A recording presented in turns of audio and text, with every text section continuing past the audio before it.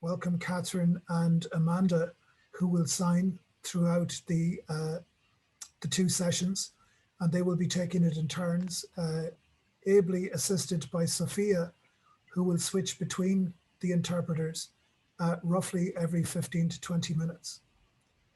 I have to admit that this is a first for me, as not as a trainer, but certainly to be working with the community, and I'm equally intrigued and excited at the prospect. From a privacy point of view as well, it also behooves me to mention that the session will be recorded, and that recordings from tonight and from next week's session will be made available to all registered members of the community within the coming days. Unless anybody has any questions or any concerns, I propose then to kick off, and we will take a short break at the top of the hour just to rest our eyes and our heads, and we'll recommence then maybe a few minutes after 6 o'clock. The session will complete, or at least tonight's session will complete at 7 o'clock. I will, however, make time for any questions, so please use the chat facility, which you probably see at the top of your screens. If you have any questions, as many as possible, we will address tonight within the context of tonight's content. But obviously, if there are other questions that will be covered next week, I will defer those until next week. And all questions raised will be collated and a response for each of them provided to all of the attendees. So that material will happen outside of the recording, but will be available to everybody who attends. So without further ado, I will initiate the recording, and we will kick off.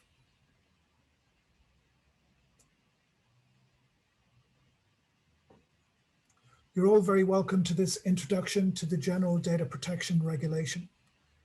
Hugh Jones is my name. I'm a data protection consultant, formerly with Sytorus, and currently a data consultant in the general market.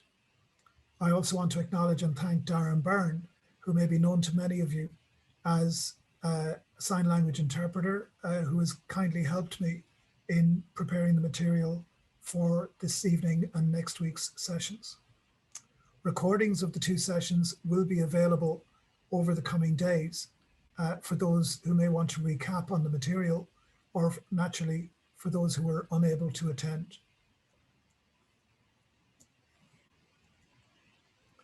Over the course of the two sessions, we will look at 4 pillars of the GDPR. It should be mentioned that the terminology refers to our vocabulary as opposed to the specific provisions of the legislation. But essentially, the GDPR, or General Data Protection Regulation, is based on 4 key elements. The first element, which we'll look at in a short while, are the definitions, specific use of terms and references that have a particular meaning within the context of the regulation, but naturally might mean something else in general conversation. The 7 principles form the second pillar of the regulation. The legislation is principles-based. By that I mean that rather than being very specific and very granular, going into every possible detail in every possible situation, the good people drafting the regulation decided to base it on 7 basic principles. These principles form the foundation or fundamental rights of the regulation.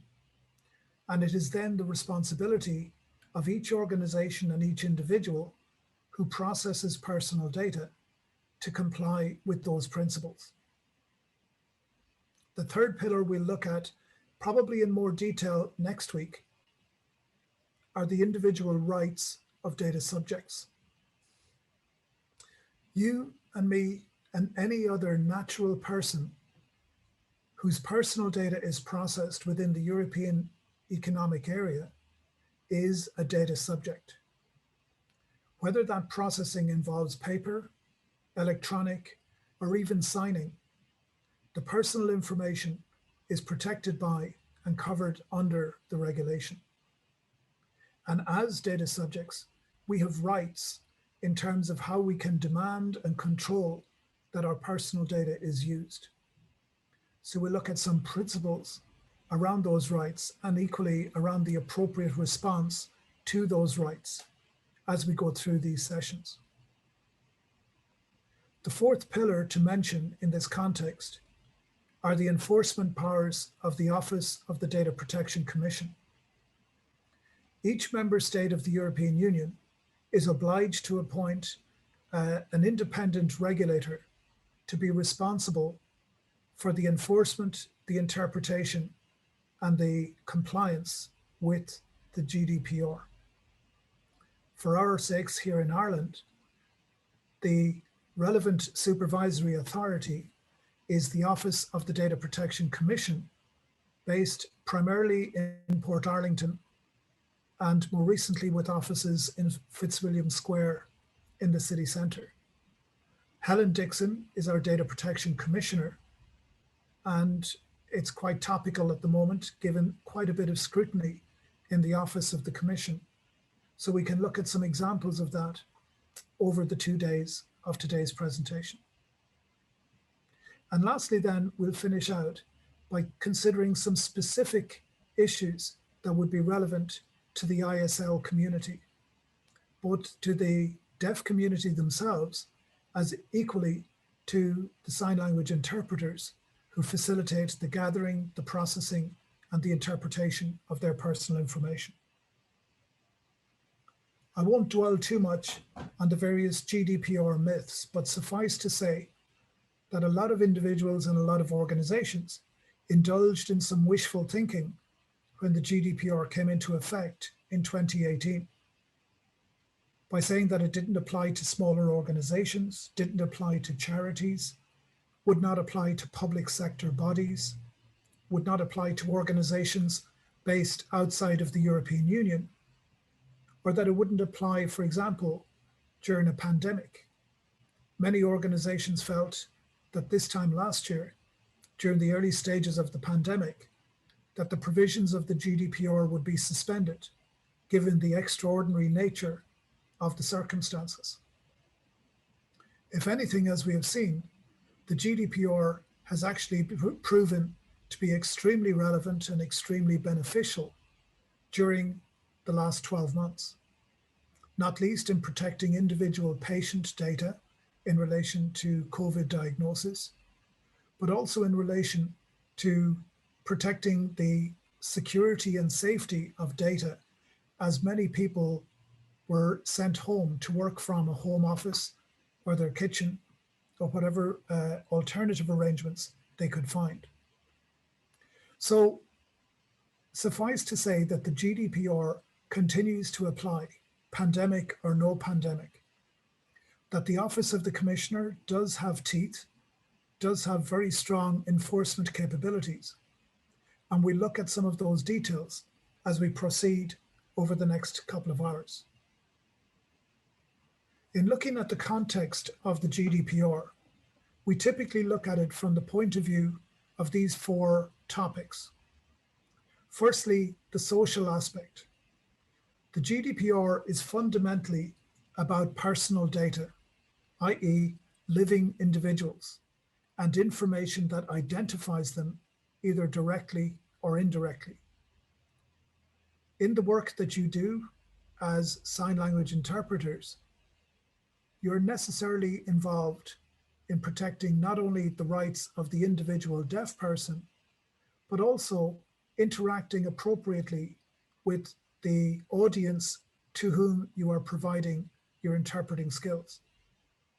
So there are 2 aspects to the service that you provide, and 2 audiences effectively: the deaf person or deaf community, as well as the hearing community for whom you are interpreting. So the individual is inextricably linked with the rights and the privileges, as well as the protections of the GDPR. There's a historical aspect that we won't go into in much detail, other than to point out that the legislation is derived from the UN Declaration of Human Rights, and is fundamentally geared towards protecting the individual rights to privacy, confidentiality, and personal integrity. That legislation has been redrafted a number of times in 1981, 1995, 2002, and most recently in 2016 with the arrival of the GDPR. There's a technological aspect to the regulation in that those iterative changes over the various years have been driven largely by advances in technology. Now, while sign language has survived all the various technological changes, we're all aware of the various services and technologies that have become available in recent years. Voice over IP, video, conferencing services, and data management or data telecommunication services that will allow information on individuals to move freely and smoothly without friction around the world. Those technological advances are tremendous and bring great efficiency and great accessibility to the users of the technology. But naturally, like anything, even where there are advantages, there are also threats. The ease with which personal data can be moved, accessed, stored, or retained means that we need to be extra careful, not only in protecting our own data, but in protecting the data of individuals that is entrusted to us. So where we are availing of technology or of various technical devices to provide the services we provide, we must take account of the privacy rights of the individuals whose personal data might be impacted. And lastly, I would always mention there is a commercial aspect to the provision of GDPR compliance. I don't mean commercial in terms of profit and loss or financial engagement, but professional and commercial in terms of brand, reputation, and ultimately the trust of the members of the public whose personal data we manage.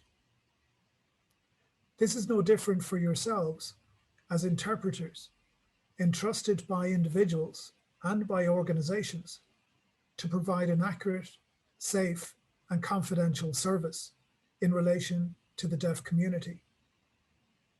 While that service is provided, it necessarily requires you access certain information, often extremely confidential, very private, and select information about individuals. And therefore, the onus falls to you as the interpreter to manage that data appropriately. Otherwise, the trust will be damaged, and obviously there will be reputational harm or reputational detriment that could result from that. So again, a lot to consider from the social, the technological, the historical, and the commercial perspective as we go through. Hopefully today's content will explain some of those in context for you, and I will try where possible to put the principles and the more generic aspects of the legislation into context for you within the good work that you do in the Irish deaf community and beyond. Just some examples of that commercial or brand reputational issue. All of these organizations, you will see, are quite varied. Domestic as well as international, public services as well as commercial, social media, financial, utilities, and political.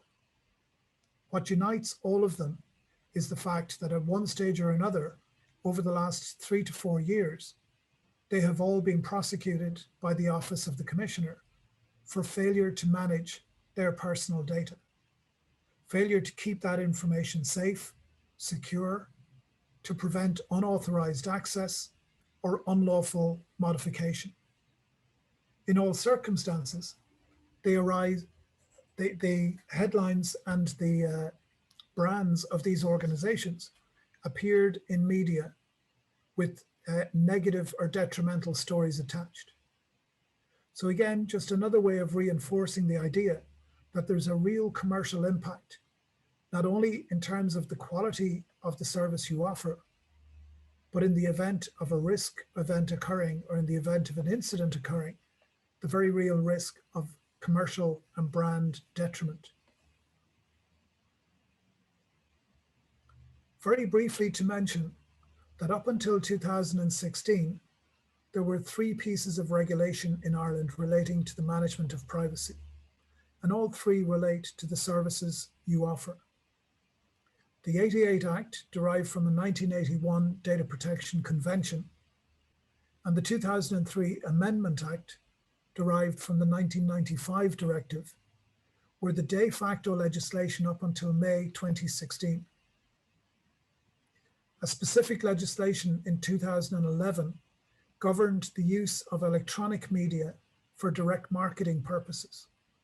If you are sending out promotional material, let's say in relation to your products, your services, or your qualifications, then you must ensure that your communication is compliant with the 2011 regulation. In 2016, the General Data Protection Regulation was deployed across all 31 member states of the European Economic Area. And to accompany that regulation, the Irish government drafted and approved the Irish Data Protection Act 2018. Since that date, namely the 25th of May 2018, the GDPR and the Irish Data Protection Act have been the de facto regulation protecting Irish privacy, and by extension, protecting the privacy of any individual whose personal data is managed or processed within this jurisdiction. There are some exceptions to the regulation. For example, it does not apply where European law does not apply. So America, India, China, Mogadishu, anywhere in the world that is outside of the extent or remit of European law is not subject to the GDPR. Similarly, it should be mentioned that there is what is known as a domestic use exemption, an exemption for using data solely for personal or domestic purposes. An example might be your personal mobile phone, to the extent that you have no work-related information on that device.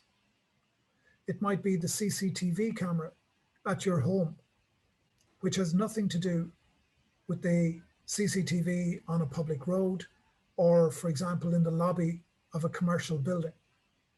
So as long as the use of the personal data or the video footage being captured by a domestic device, as long as that information is solely for personal or purely household activities, it is exempt from the GDPR. It should be mentioned, however, that this has been tested recently and has resulted in a very narrow interpretation of domestic use. One example you might have been aware of about this time last year was the case where insurance companies encouraged individual drivers to deploy cameras on the dashboard of their vehicle to capture footage of any journey, and obviously to be able to track if an accident occurred during a journey. The Data Protection Commissioner interpreted that while the camera capturing any personal information of the driver would be exempt from the GDPR, any footage being captured in relation to members of the public or outside of the family group would be subject to the GDPR. And that encouragement by the insurance companies was rapidly withdrawn from the market because individuals realized that by using the cameras in this manner, they were taking on GDPR-related obligations. So it's important to consider and be able to differentiate between the personal data that you gather of friends or family purely for domestic purposes and the personal information that you gather under commission from a client, from an organization, or from an individual seeking assistance and seeking your input and your support. To the extent that the processing is relating to your professional services as a sign language interpreter, you must remember that any information you gather, store, record, or disclose during the provision of that service is protected by and covered by the regulation. Briefly, then, we look at some interpretations and definitions of key terms within the regulation. And it's important to remember, like any regulation, that use of certain terms is quite specific within the context of the legislation, where it might mean something completely different in general conversation. As we've already covered, personal data relates to any information that identifies, either directly or indirectly, a living individual. There's a lot in that definition, I will admit. Firstly, the individual needs to be alive. The legislation does not protect the unborn, nor does it protect those who are deceased. So you need a heartbeat and respiration in order to be protected by this regulation. That's not asking for too much. Let's differentiate between direct and indirect references to a person. A direct reference to a person is something that immediately identifies one individual to the exclusion of anybody else.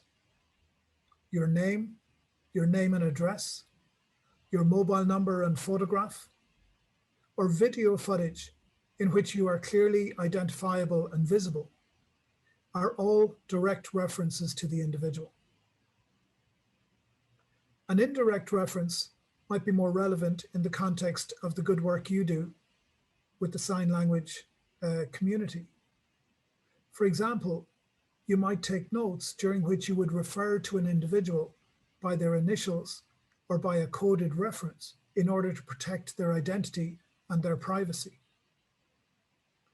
You might use a reference number, such as a PPS number used by the Department of Social Protection, or a passport number used by the Department of Foreign Affairs.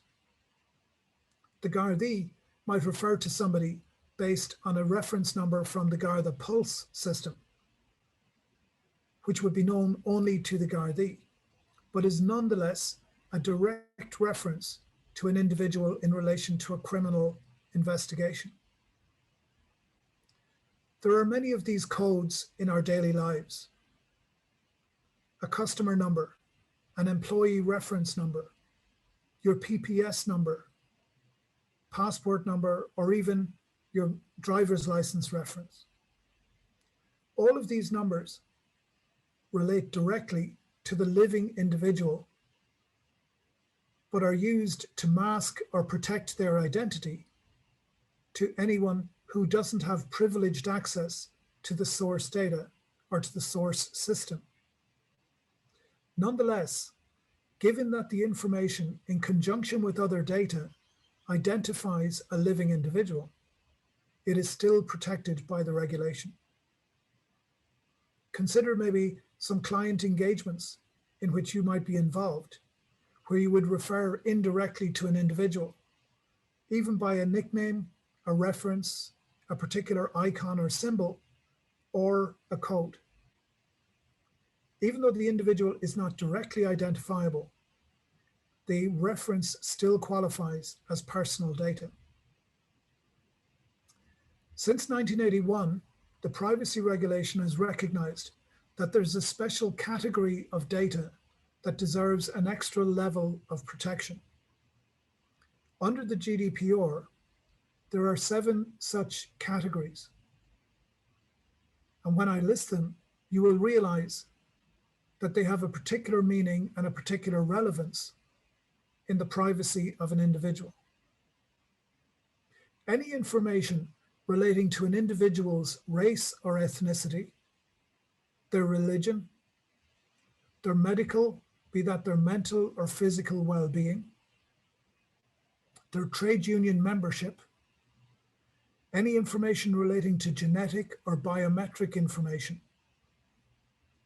an individual's political persuasion, political affiliation, or any other information that goes to the heart of the identity of the individual, is deemed under the GDPR to be special category information, and as we'll see shortly, gets an extra level of protection under the regulation.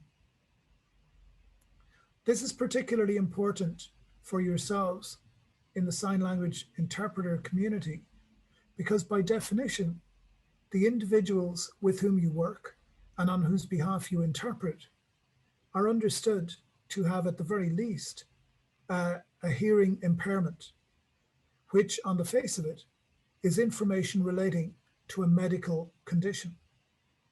So almost immediately, elements of the information that you gather in relation to the work that you do necessarily involves special category data. On top of this, if you become involved in a case, for example, where you interpret on behalf of a client with a medical practitioner or with a general practitioner or dentist, you may work with a political party or negotiate on behalf of an individual or accompany an individual as they negotiate their rights in a trade union case or a labor relations case. All of that information necessarily will involve special category data. And it's critical for you as interpreters to recognize the distinction between those two categories and to give an extra level of protection to the latter category of data, given that the GDPR recognizes it as deserving of extra care. Processing is defined under the regulation as any activity involving the processing, the management, or use of personal information. So effectively, any activity that you conduct, either verbally, through sign language, electronically, or through paper, that involves and requires the processing of personal data is covered by this regulation and qualifies under the loose term of processing.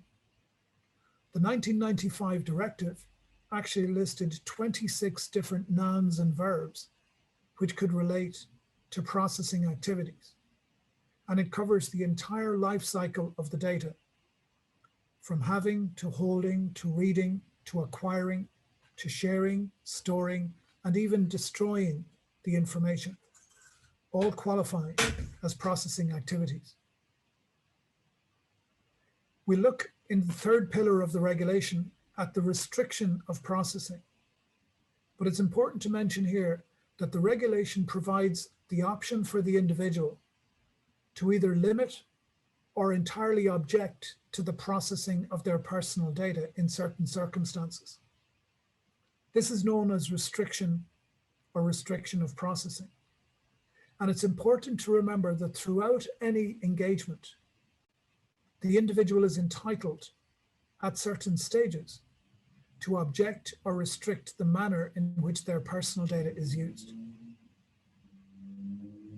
Profiling is a defined term under the regulation, which simply means the use of masking or segmentation to divide and differentiate between certain groups of individuals. If you conduct any processing of personal data which differentiates between groups of individuals and treats those groups of individuals differently based on any criteria, it could be male, female, it could be Irish versus non-Irish, it could be adult versus child. The differentiation and criteria are irrelevant in the context. What matters is that you are putting individuals into pigeonholes or into buckets, differentiating in your treatment of them and your consideration of their entitlements. While this is perfectly permissible from a processing point of view, there are obligations under the regulation requiring you to make individuals aware of such processing, to make them aware that they are being profiled in a particular way, and equally to make them aware of how their treatment might differ depending on how they are profiled. So here again, it's not about preventing the profiling. It's about making sure that where the profiling exists, it is done in a fair, transparent, and lawful manner. We've already talked about pseudonymization in the context of indirect references to individuals. Under previous legislation, the law referred simply to data that was identifiable or data that was anonymized. The GDPR, however, introduced a third category or criterion for data. That is, the temporary masking of the data to protect the identification and the confidentiality of the individual. The key definition or the key element of the definition of pseudonymization is that while the individual is not immediately identifiable, there is sufficient information to re-identify them at some later point. For example, that if you have a group of individuals and you refer to them by numbers, client 001, client 002, client 003, etc., that at some point you will have a glossary or listing under your control that will tell you that all references to client 001 relates to John Murphy, all references to client 002 relates to Mary Smith, etc. So ultimately, the individual is identifiable should you wish to do so. The last definition we'll look at is that of the manual filing system. Another myth of the GDPR is that the regulation only relates to personal data being processed in a digital or electronic format. That is not the case. As we have seen, paper records, and we've seen this just recently with the furore, I suppose, in the media over the management of records from the mother and baby homes and tracking down of adoption records and adoption correspondence in relation to individual requesters. It is very obvious from that, from those stories and from that news that paper records containing personal information about an identifiable individual are nonetheless covered by the regulation. This is very important in the good work that you do as sign language interpreters, particularly where you might have correspondence or where you might take notes in relation to the welfare or the case of a particular individual. Those notes, to the extent that they identify a living individual and are intended to be kept as a record by you of that client engagement, they are therefore protected under the regulation and qualify as manual data or paper records. So hopefully those definitions have helped to view and monitor the extent to which your work and the data that you manage during the course of your work falls within the provisions of the GDPR. Lastly, by way of definitions, and we'll take a short break after this section, because I'm sure the interpreters would appreciate a bit of a break as well. We will look at some of the characters that are defined within the regulation. So aside from the defined terms that we've just looked at, the regulation also recognizes the role or characters who might have access to or be relevant under the GDPR. As we've said already, the data subject is the living individual to whom the personal data relates.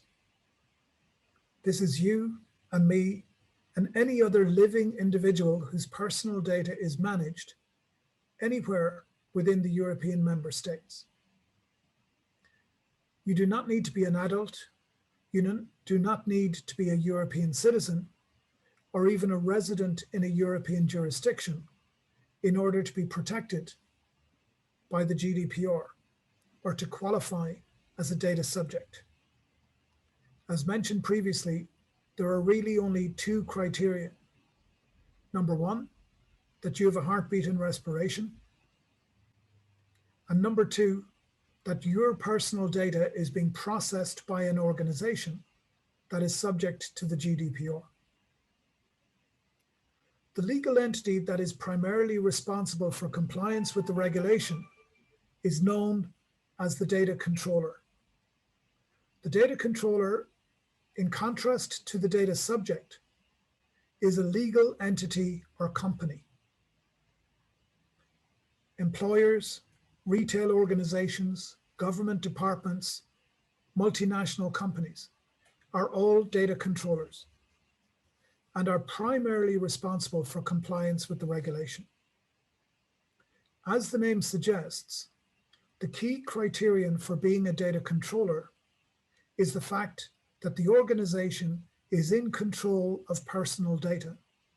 And by that they mean that you determine the use and management of the data, that you have the discretion and the authority to make decisions about how the personal data is used without needing or seeking permission from anybody else.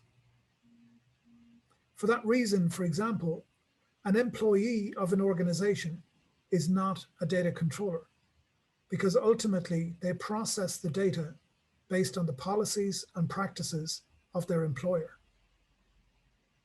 However, of particular relevance for yourselves is that where you, as a sign language interpreter, provide services directly to a client, you can be considered as a data controller to the extent that you gather and process the data and relay or pass on that information on behalf of your client.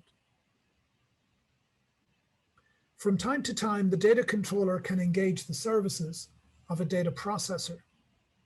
A data processor being a specialized service provider who manages data on behalf of and under instructions from the data controller.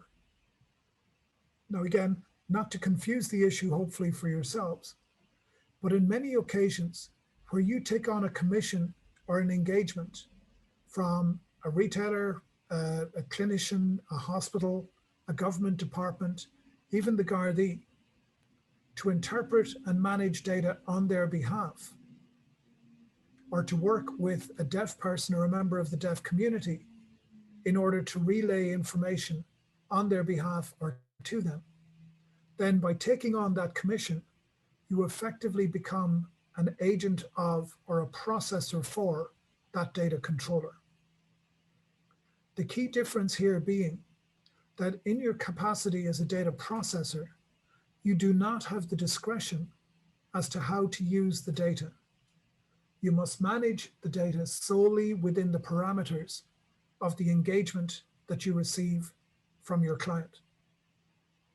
So any data gathered during the course of that engagement, any notes taken, any information or insights that you yourself may have gathered about an individual are solely the responsibility and must be made available to the organization on whose behalf you are working.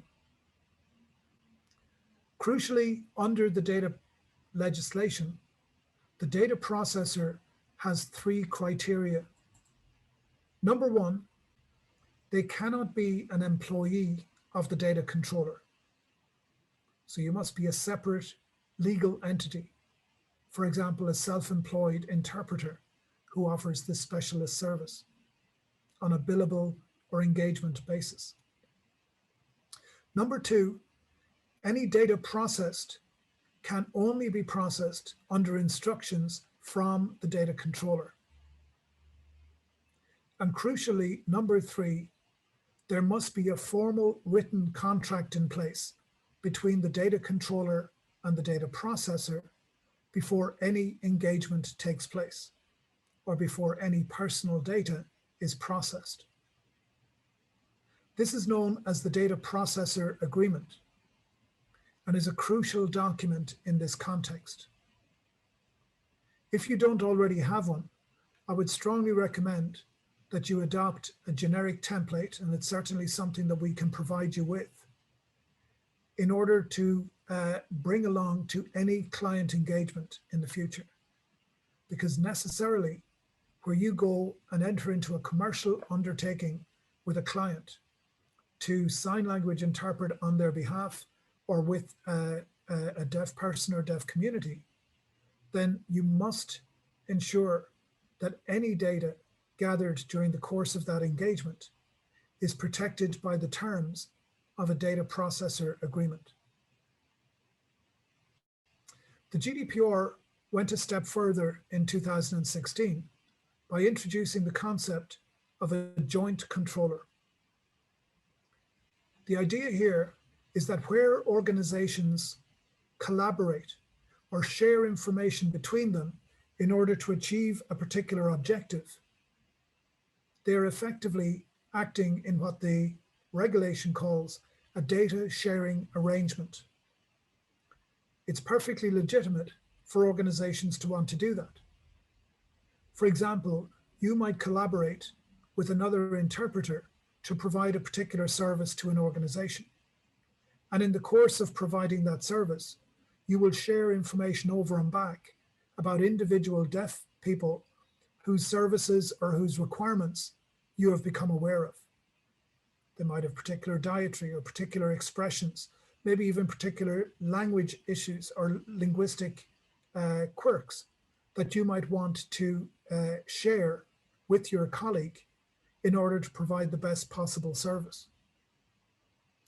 In those circumstances, we would recommend that you enter into a data sharing arrangement in order to ensure that any data you disclose, particularly where that data might be special category information relating to an individual's health, well-being, race, or identity, that the data sharing arrangement will protect that disclosure of information and make sure that it's done appropriately and in a compliant manner.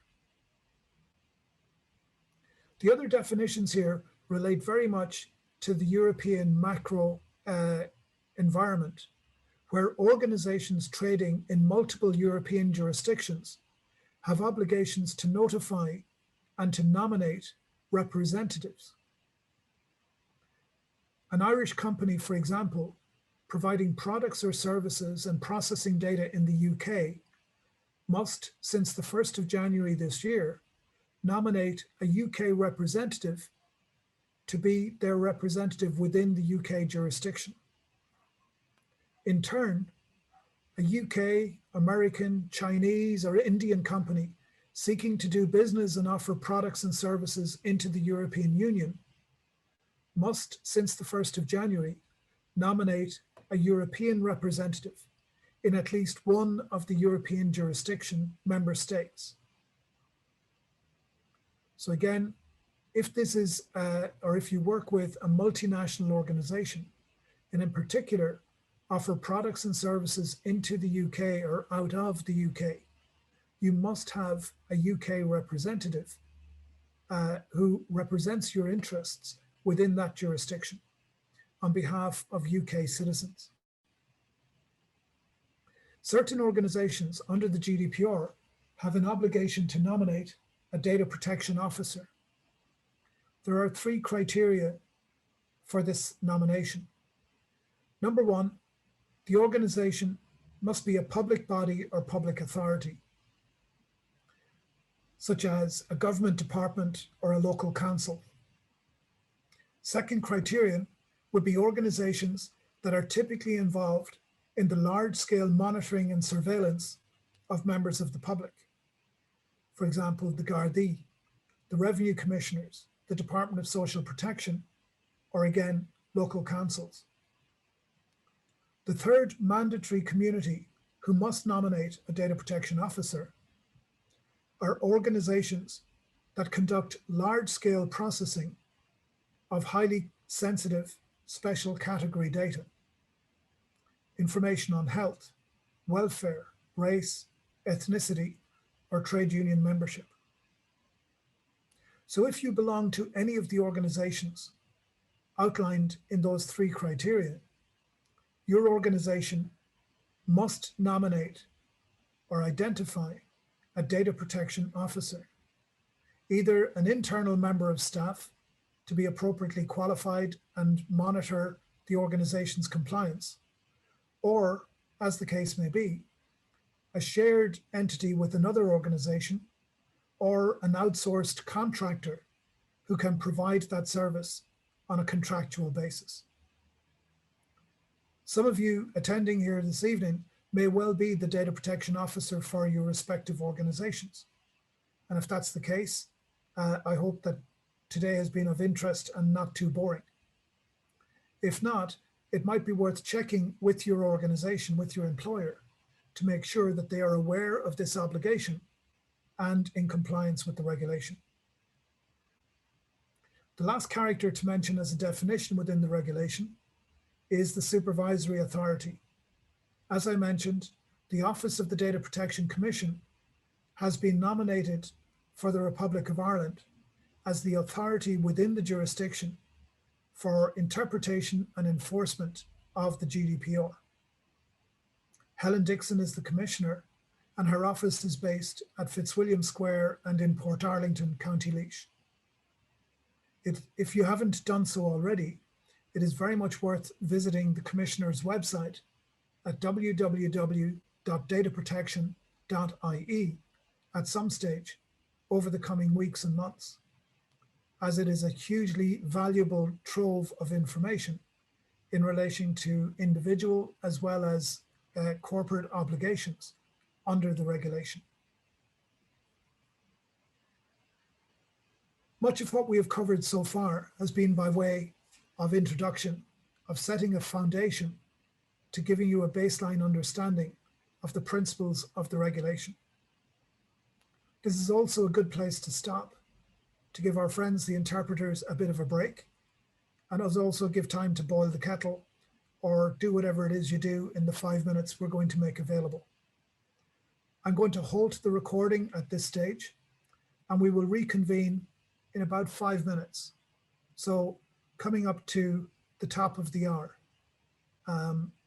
Hopefully that's sufficient time for everybody to get the kettle going, and we'll re-engage then in a few minutes' time. I will look at the questions that have been raised so far, and where relevant, I will try and bring them into the second part of this session. Thank you all for your attention and for your stamina. I hope it has been informative up to now, and look forward to re-engaging with you in a few minutes' time.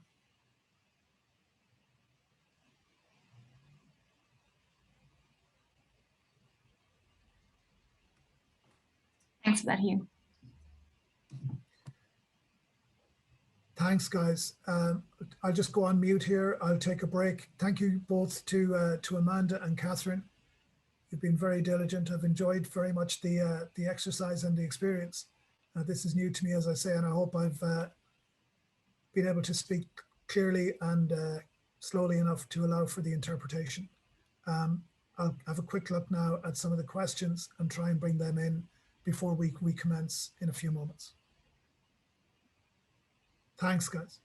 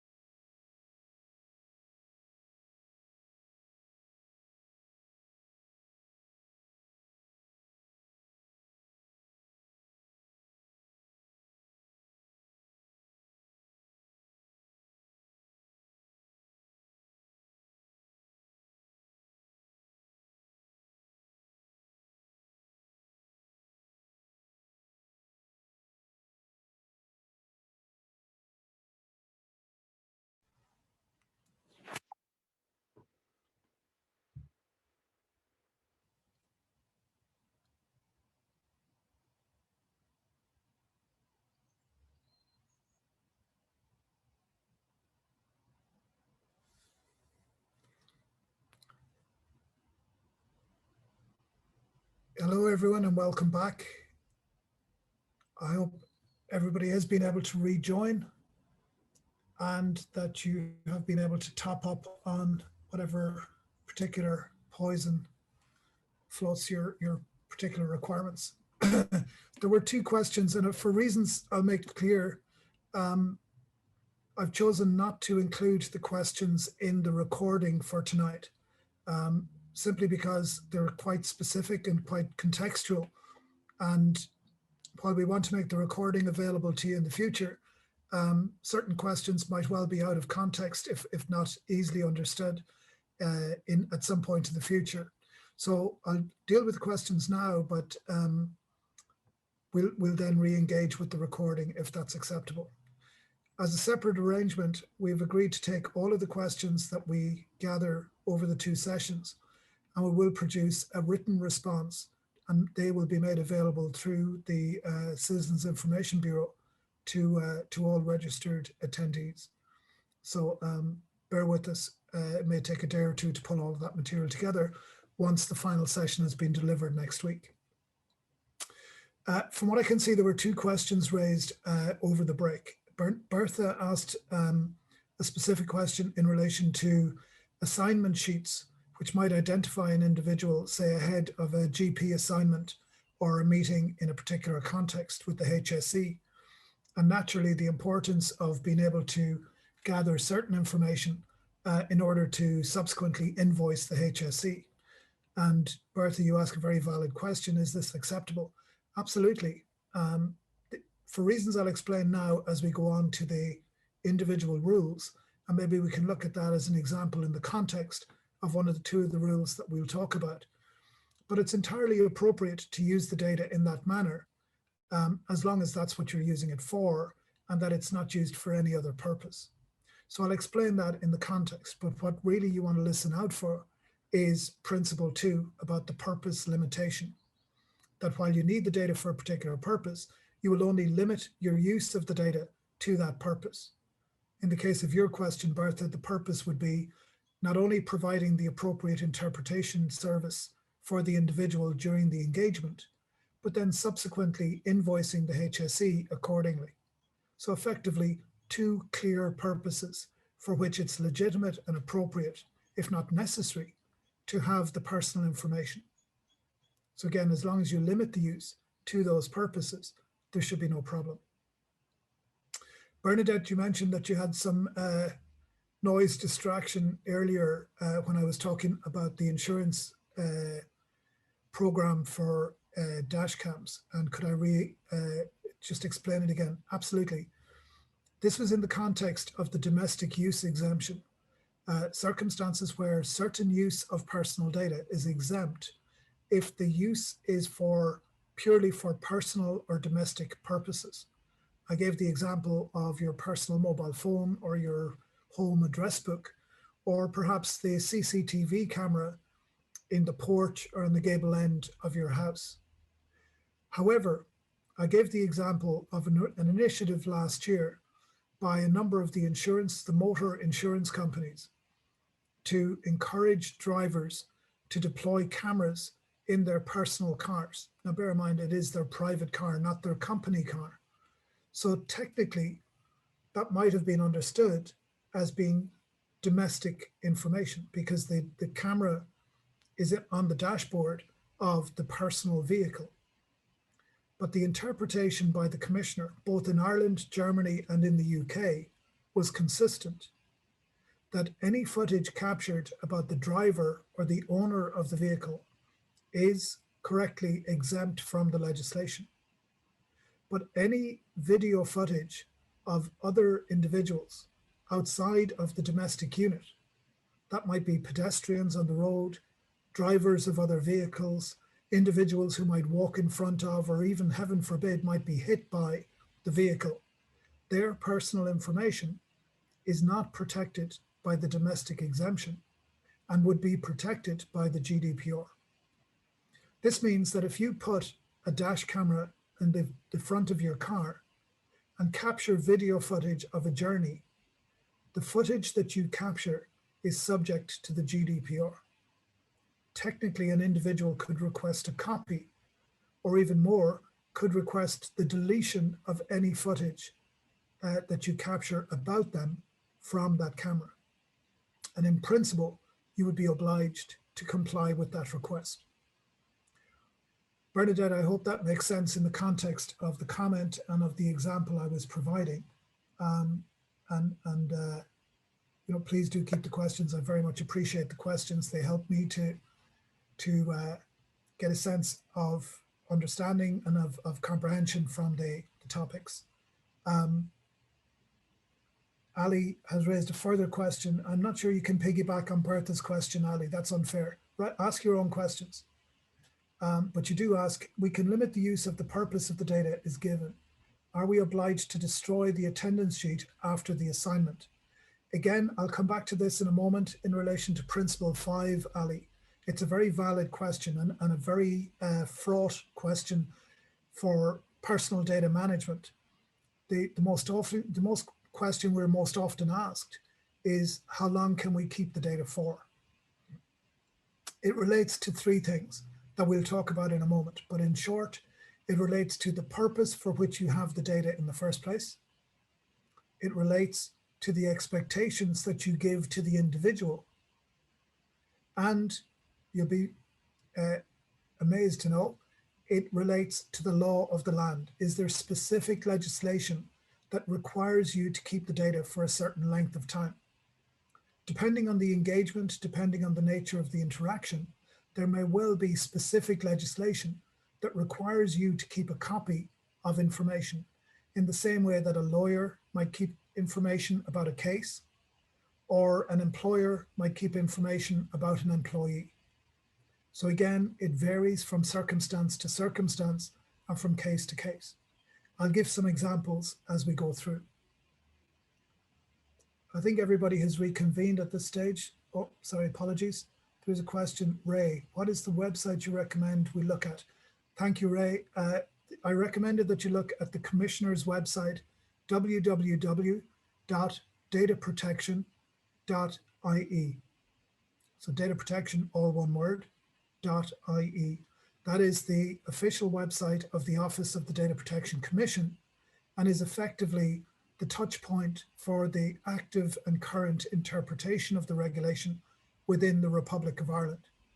There are also some very useful references and resources available on that website that you might want to avail of. And there's an interactive capability where the Commissioner's Office makes themselves available to answer questions should you need to do so. I should mention it probably at this stage as well, that while we couldn't possibly compete with the Office of the Commission, Sytorus is more than happy to take your questions as a result of this engagement with the Risli, with the Register of Irish Sign Language Interpreters, and working in collaboration with the Citizens Information Board. So in all circumstances, please do consider that option is available to you if you come across any situation which might be a GDPR related matter. Lastly, Christine asks a question, if I meet somebody socially and we make friends, I'm anxious not to forget their name, is it okay to note down? Christine, absolutely. Good luck to you if you can get out and meet somebody socially these days. You deserve to make friends. Secondly, the scenario you're describing is almost a dictionary definition of the domestic use exemption. It's absolutely appropriate for you to gather and retain information on an individual in whom you are, with whom you're friendly, with whom you're in correspondence or in contact. The key distinction is that it's a personal relationship and not one determined by your professional services. So I'm making the distinction here between the data that you have that is solely for your own personal domestic use versus data that you might gather during the course of your professional engagement as an interpreter. And again, I hope that distinction is clear and obvious. Folks, thank you very much for the questions. They're very on point and relevant. I will review them again towards the end of the session today, again, outside of the recording, just to make sure that, that I'm catching any of your questions. If we've no objection and mindful of the time, I think it's a good point at which to resume the recording. We'll pick up where I left off. And as I say, we'll finish at the top of the hour, but I will leave time to review a few more questions towards the end.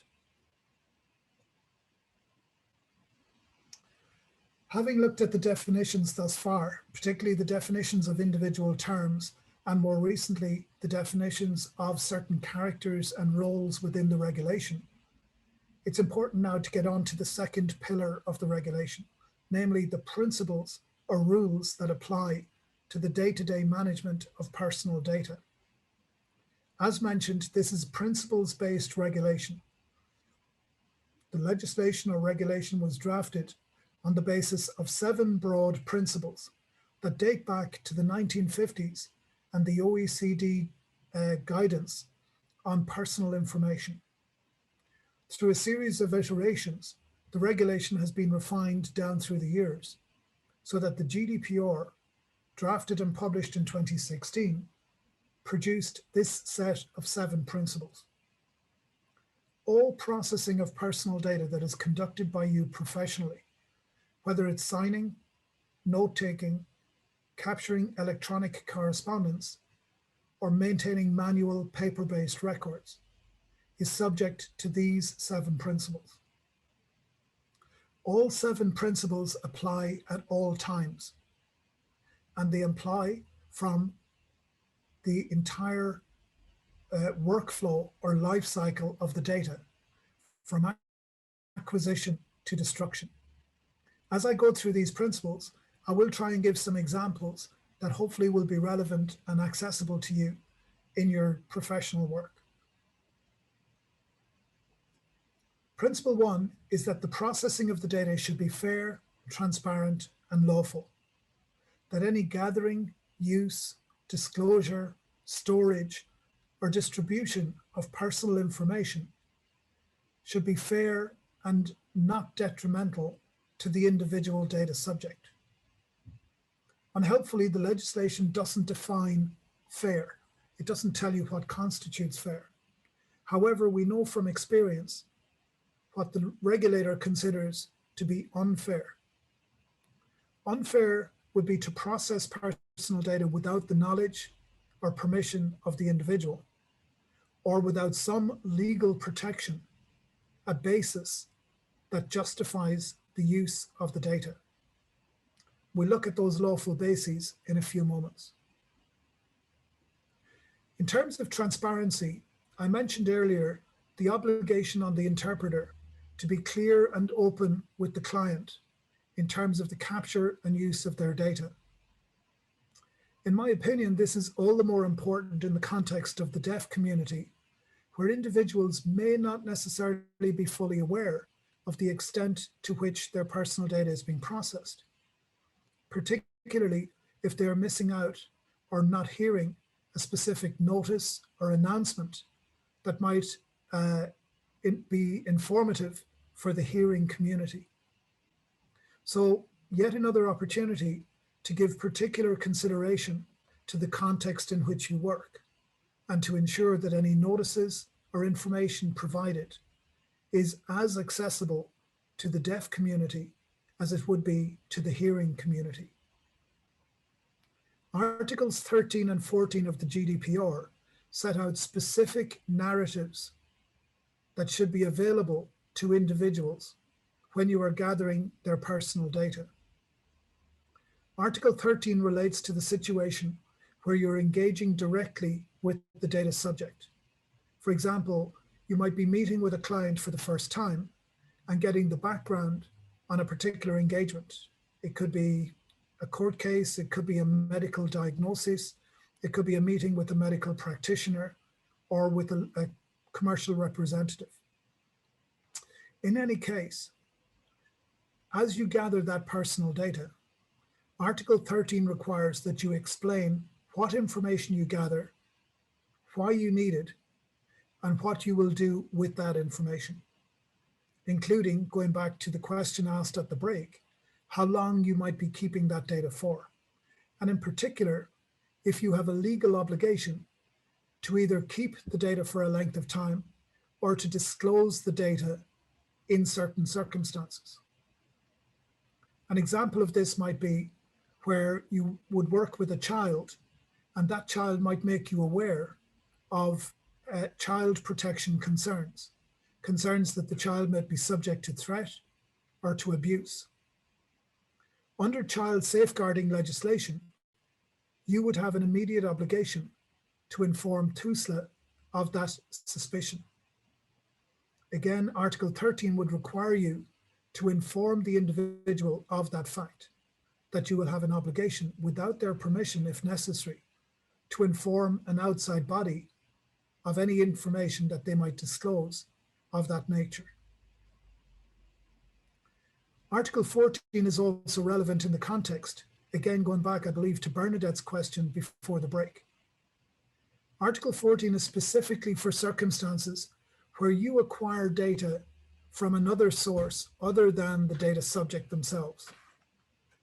For example, in the question we received, you might receive an assignment from a client, and that assignment might give you personal information about the individual with whom you're being asked to work. Article 14 of the GDPR recognizes those circumstances and requires you on your first meeting with the individual to inform them about the information you have about them, how you received it, and again, as per Article 13, what you plan to do with that data and how long you will be keeping it. Again, these two principles are in the interests of fairness, transparency, and openness to ensure that any use of the data by you will be fair, transparent, and lawful. Principle 2, which we touched on again in the questions, relates to the purpose limitation. Again, this is an OECD principle that the data should only be used for the purpose for which it's gathered and within the expectations set with the data subject. So again, look at the basis, the reasons as to why you have the personal data. It might be for the provision of a professional service. It might well be for the satisfaction of a legal obligation to engage with the individual and provide them with an interpreting service. Or, as we've seen, it may well be to follow up with the client and invoice them in relation to the service provided. So there could well be multiple purposes for which you legitimately need the personal data. Suffice to say that Principle 2 says, understand what those purposes are and ensure that you limit your use of the data to those purposes or purpose. Principle 3 is related to this. Principle 3 says you must only use the minimum data necessary to achieve your objective. Oftentimes, this principle is used to protect the data subject from themselves.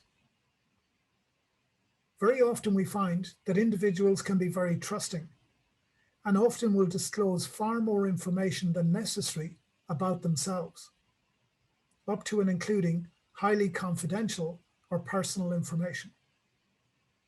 Principle 3 requires you to push back to the individual and narrow down the information you gather to the minimum necessary to achieve your purposes.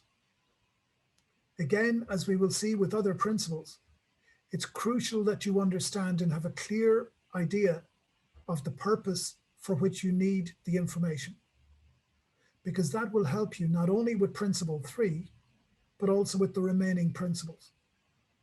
So number 1, it's important to understand the purpose for which you have the data. This will allow you to be transparent in compliance with Principle 1 and clearly explain to the individual, setting expectations with them. It will also allow you to be compliant with Principle 3, to know where to draw the line and to what information you do need and other information that you can push back or decline. Principle 4, I suspect, is crucial to your providing the professional service you're qualified to provide. It's all about the accuracy and quality of the information. And compared to most other organizations and most other circumstances, I can only imagine that a key element that distinguishes the role of the sign language interpreter is the attention to accuracy and quality of information. You're very much acting not only on behalf of your client in accurately reflecting their comments or their thoughts, but equally on behalf of your audience in conveying to them accurately what those preferences and communication objectives are. So attention to detail and attention to the quality and accuracy of the information you provide is paramount, not least as a sign language interpreter, but also in compliance with the GDPR. It also means that from time to time, if you work regularly with the same client or with the same deaf community, that it's in your interest to make sure that the information you have about them remains accurate and up to date. You might need information about their interests, their preferences, their language skills or communication habits, their dietary requirements or health, all of which might be essential in the provision of your service. Naturally, you cannot assume that that information remains the same throughout your engagement with that client. So Principle 4 would require you to check in every now and again, maybe the next time or each time you meet with that client, and simply verify that the information and your understanding of their requirements remains accurate. Principle 5 we touched on briefly earlier in the session in talking about the retention of personal information. As I said, it's a key question for a lot of organizations. How long must we keep the personal data? As I mentioned, there are three drivers or three criteria to consider in order to decide how long to keep the information. The first one is the expectations that you have given the data subject. What have you agreed with them in terms of the retention of their information? What are they expecting from you? Secondly, you have the specific purpose for which you have the data. The circumstances in which you keep the data may be determined by the duration of the retention. For example, one of the questions related to invoicing the HSE after providing a certain service. Therefore, even though the service has now been provided and the engagement with the client is over, it's entirely appropriate to keep those details until such time as the payment for that service has been made. Otherwise, you will need that information to follow up with the HSE, possibly to query a payment or to challenge why a particular invoice has not been paid. So again, the purpose, Principle 2, the purpose for which you have the data and legitimately retain the data may well determine how long you keep it. And the third criterion, as I mentioned, is the law of the land. At last count, roughly 30 pieces of Irish legislation contain some kind of obligation to keep personal data. Employment law, health and safety legislation, commercial, consumer protection, child protection, Garda vetting. These are all different pieces of legislation that contain specific obligations to keep certain records for a defined length of time. So again, I can only encourage you to understand the circumstances in which you're providing your interpreting services. Many of you are specialists in certain sectors, certain industries, or particular situations, whether that's medical, legal, diagnostic, employment, etc. To the extent that you gather data during the course of those services, it is crucial that you ensure that you maintain and comply with the legislation relevant to those situations. As I say, patient rights, confidentiality obligations, employment rights, labor relations obligations, legal records management, etc. So again, unhelpfully, the GDPR does not contain any specific guidance on how long to keep the data. That is very much your responsibility based on the circumstances in which you provide your services and the nature of the personal data that you acquire and process during the provision of those services. Principle 6 is the one that gets most of the headlines in relation to the GDPR, because Principle 6 is all about maintaining and ensuring the security and confidentiality of the personal data. Again, it is often misunderstood that this relates solely to the management of electronic records, because these days we hear so much about lost laptops, mislaid USB sticks, or emails that are sent to the wrong recipient. But Principle 6 applies equally to verbal, graphic, or manual data. That is, information that is disclosed verbally. And for the benefit of the audience, I can include sign language as a communication outside of digital and paper records, but nonetheless a clear communication of personal information during the course of a signing session. So again, the legislation is unhelpful. It does not provide guidance on specific provisions, technology, or methodologies to be used to protect the security and confidentiality of the data. All the legislation says is that you, as the data controller, must adopt appropriate organizational and technological means to minimize the risk to the personal information. If we break that down, organizational means might be that you control the environment in which the signing is provided, that you limit the level of access to the personal information of the deaf person. I mentioned earlier the option to enter into a data sharing arrangement if you are collaborating with other interpreters and sharing information with them in relation to a particular assignment. So again, these are all organizational considerations that you may want to take into account. Given the specific visibility and the nature of signing, I want you to consider particularly that aspect of confidentiality. Different to verbal correspondence or written correspondence, a knowledgeable sign language interpreter could, I suspect, read an entire conversation from 30, 40, or even 100 feet away. So a conversation being conducted between two interpreters or between a deaf person and an interpreter, naturally between two deaf people, could well be intercepted or, in inverted commas, overheard by somebody viewing the signing from quite a distance away. So particularly to this audience, I would strongly encourage you to be constantly alert to the circumstances and the environment in which you are providing the signing.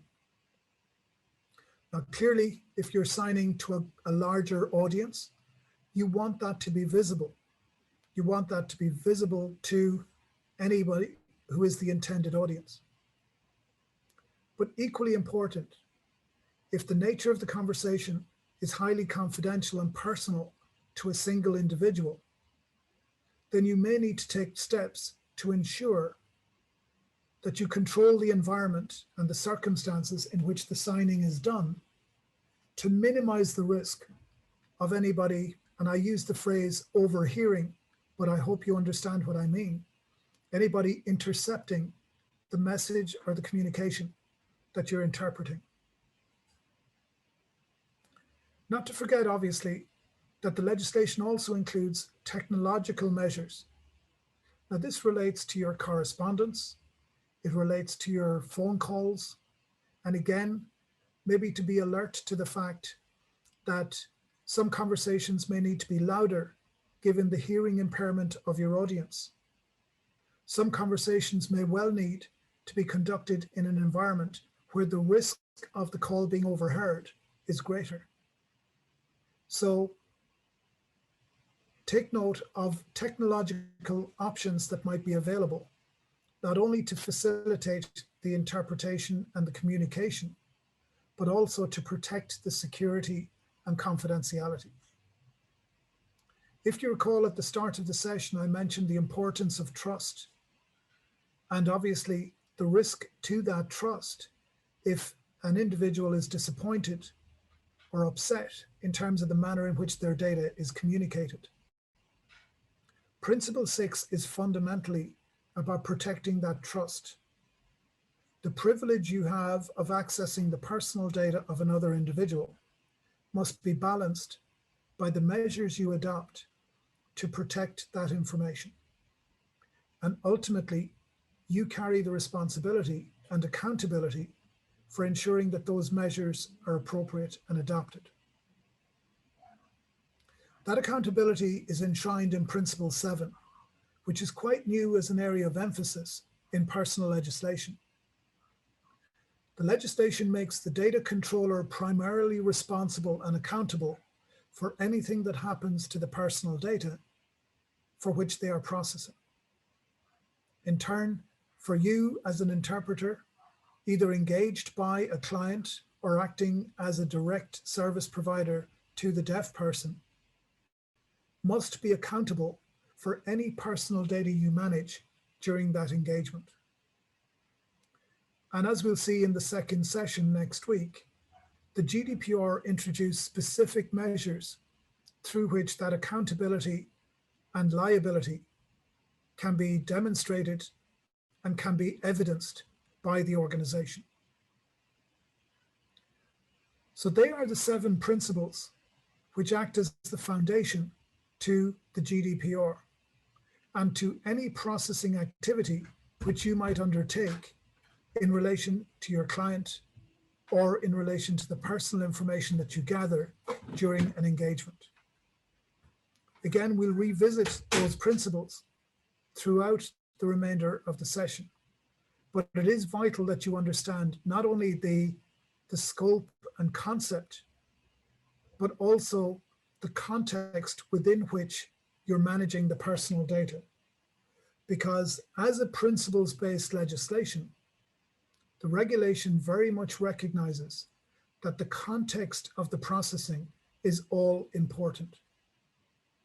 And that is ultimately down to you and your management of the personal data in each separate processing activity.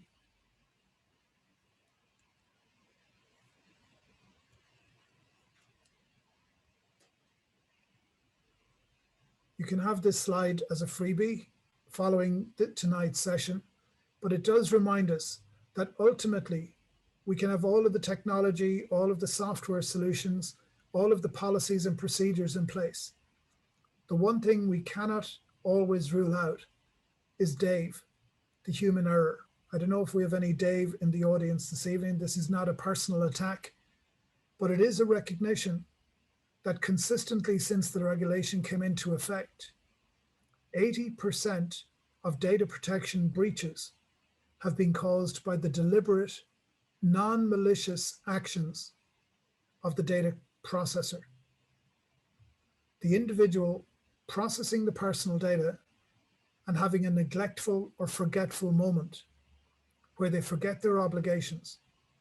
And it's in that moment, what we call a fat finger moment, where you send out the wrong information, you communicate to the wrong person, you disclose information that you did not intend or were not obliged to disclose, or heaven forbid, that you breach Article 4 and disclose incorrect information about an individual. That, as I said, is ultimately the particular concern in the context of sign language interpreting, the accuracy and quality of the data that you convey on behalf of your client and, naturally enough, to your audience. I mentioned that Principle 2 focused on the purpose or purposes for which you have the personal data. And if you recall, we talked about Article 13, requiring you to give an explanation as to why you process the personal data. To bring this evening's session to a close, I'm going to look at the lawful bases or lawful conditions which will justify the processing of personal data. The good news is that you don't have to think up a reason or a justification for processing the data. The GDPR actually provides you with two separate lists from which you have the option to choose. The two categories or lists are simply based on a distinction between ordinary personal data, information like name, address, mobile number, email address, or photograph, and what we talked about earlier, special category data that gets an extra level of protection. It's in this section under Article 6 and under Article 9 that special category data gets the extra level of protection it deserves. Let's start with ordinary personal data. In the general scheme of things, much of the data that you gather will fall into this category. The name and address or mobile number of a client, their email address that you might get in an assignment sheet in order to make contact with them and arrange your initial meeting. Information that you might get about point of contact or the circumstances for a particular engagement. To the extent that the information you gather is limited to this kind of personal data, let's confine it to name, address, and mobile number and email address, then you must be able to provide a justification from this list, Article 6, to justify that processing. At least one of these conditions must apply. Crucially, if your client or the organization on whose behalf you are engaging with a deaf person is a public body or public authority, the sixth option is not available to you. I'll explain that when we come to it. But I want you to be aware that there is a distinction here where your client might be a public body or public authority. Nonetheless, in the context of the regulation, at least one of these justifications must apply. As I go through these, think of a typical client engagement that you have conducted recently. And in particular, think of the circumstances and the personal data you gathered during the course of that engagement, that assignment. Would you be able to justify that having that personal data with reference to at least one of these conditions?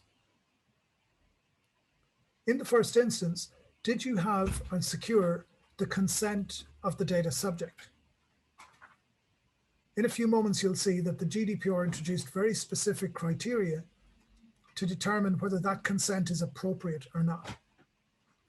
But in the processing of the personal data, are you claiming to have the consent of the individual to do so?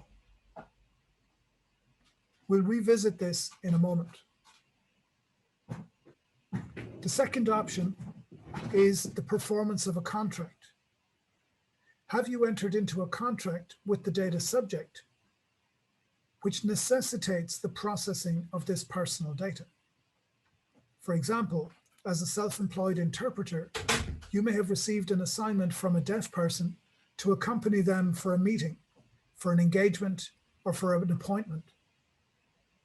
And the nature of that engagement will necessitate access to personal information of that data subject, as well as disclosing information about them to another organization, for example, the GP or dentist or solicitor or accountant. The good news is, if you have a specific contract that requires the disclosure of the data, then you have satisfied the legal obligation under Article 6. You do not need to find another justification. And happily, you do not need the consent of the individual because the terms of the contract are a satisfactory justification. Even where you may not have the contract, you may well have a legal obligation to gather certain information and process it. For example, if your client is a legal professional or a medical professional who has asked you to communicate with a data subject, a deaf person, to gather certain information from them, for example, about their well-being, or maybe to speak with a deaf child about allegations of abuse or that they might be subject to child welfare issues. The legal obligation, not only in engaging with that deaf person, be it adult or child, but also in communicating that information to the appropriate authority, is covered by a legal obligation for which you do not need a separate contract or consent. You might well be concerned for the vital interests of an individual. Information, for example, that is disclosed to you by a deaf person, which gives you concerns for their welfare, might justify your disclosure of that information to a family member, to a GP, to a psychiatrist or medical practitioner, or to an appropriate authority. Again, where you have a justifiable concern for the welfare or the vital interest of that individual, your disclosure of the information is permissible. Certain processing of data may be carried out in the public interest. And again, the obligation to do so overrides any requirement to have a separate contract or consent with the individual. Again, it could be a two-way communication, both in terms of gathering data from an individual, but also relaying that information from the individual to another authority. To the extent that that disclosure is in the public interest, the communication is relevant and appropriate and lawful under the GDPR. And lastly, the organization you work with, or to the extent that you're self-employed, you may well determine that certain use of the data is in your own legitimate interest as an organization. For example, the provision of information to the HSE in order to be paid for a service provided to an individual. You do not need the consent of that individual in order to communicate with the HSE, as long as your communication is solely for that purpose and is in your legitimate interest as a commercial service provider. You deserve to be paid for the good work you do. So you do not need the individual consent or a specific contract with the data subject, where you might use their personal information to convey that as part of your invoice to the HSE or to the assigning client. The one caveat I mentioned earlier is that where you are acting on behalf of a public body or public authority, such bodies cannot avail of legitimate interest. For reasons we won't go into today, the legislation specifically recognizes the unfair advantage that public bodies have by virtue of supporting legislation and the sheer volume of data to which they have access. You think about the information accessible to the Department of Finance, the Revenue Commissioners, the Department of Health and the HSE, or the Department of Social Protection. They cannot simply claim to process data out of their own legitimate interest. They must be able to refer to one of the other 5 justifications. In turn, if you are contracted by one of those public bodies for certain processing, you cannot use legitimate interest as your justification. You must be able to refer to one of the other 5 justifications. In summary, at least one of these justifications must apply for any activity involving the processing of individual personal data. And just as you need to provide that justification for the data you process, any organization processing your data must equally be able to avail of one justification from Article 6.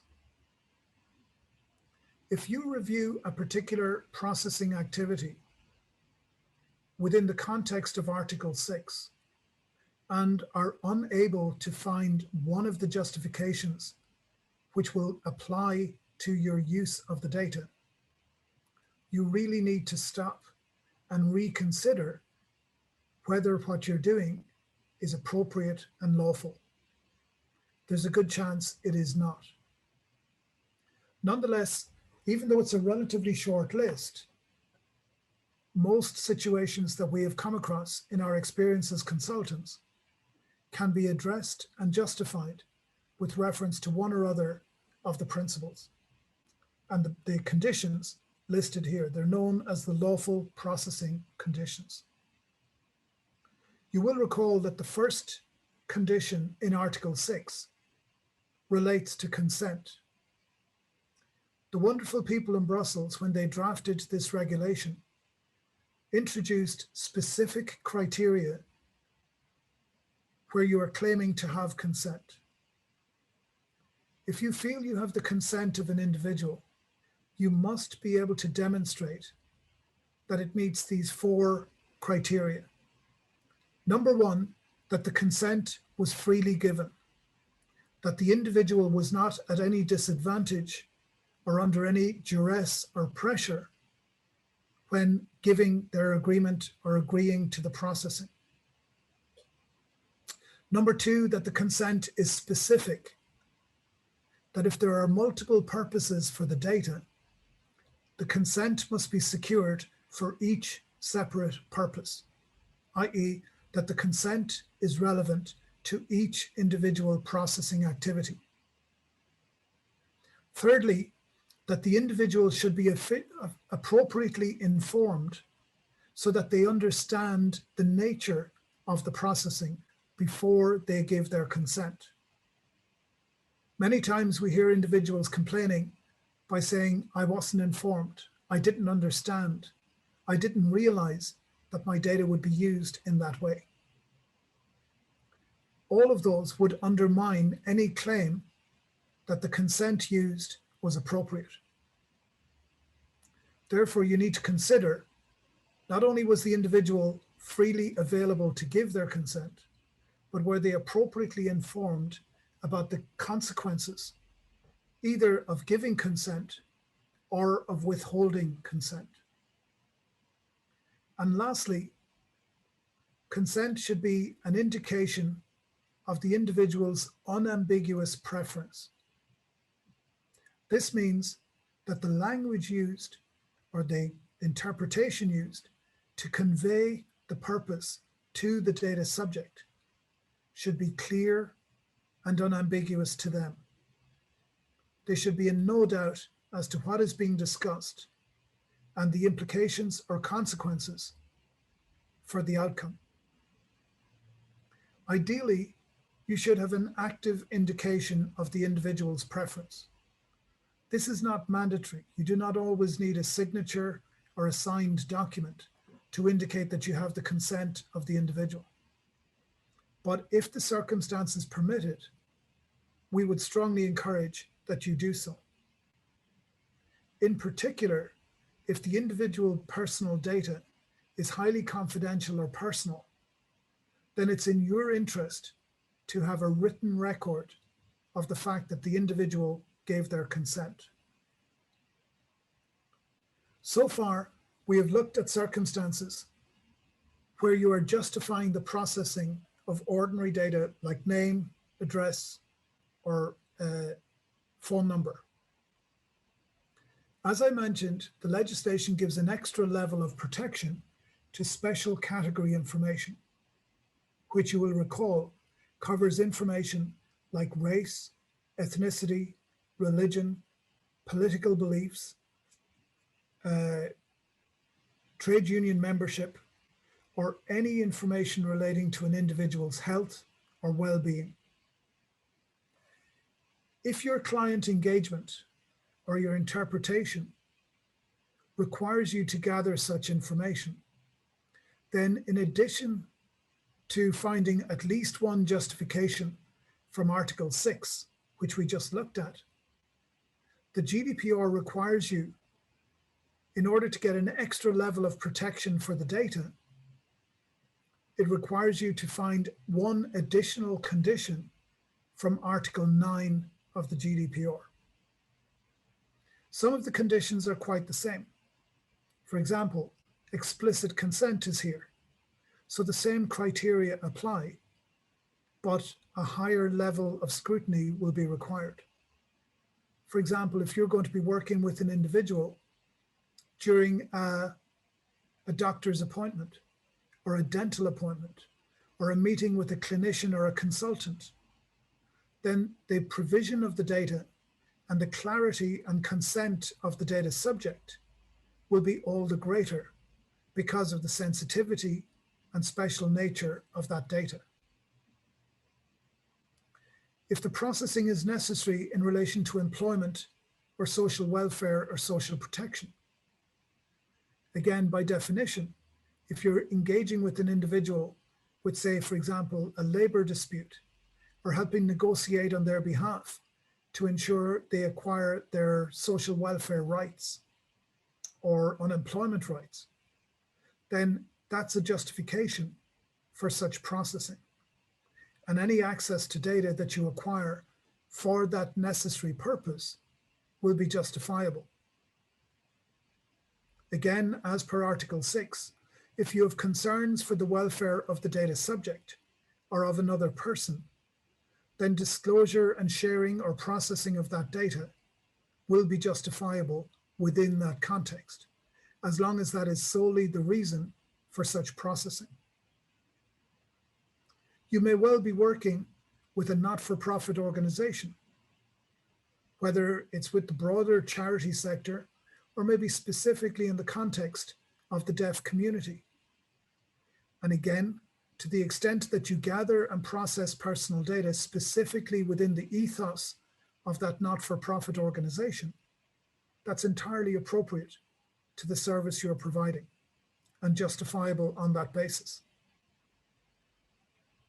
If you're disclosing information that has manifestly been made public by the data subject, say an individual has been quite open about the fact that they're hearing impaired, and your communication of that fact and communication of the fact that they have a hearing impairment is information that they themselves have already made public.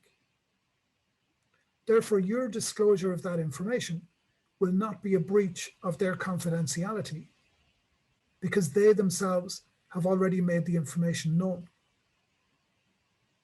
Equally, if a deaf person has disclosed the fact that they have a particular sexual orientation or belong to a particular religious affiliation or religious group, or voted in a particular way during an election, then the fact that they are willing to disclose that information is manifestly made public, and therefore is a justification if you then subsequently disclose the data, because they themselves have already been comfortable to disclose it freely.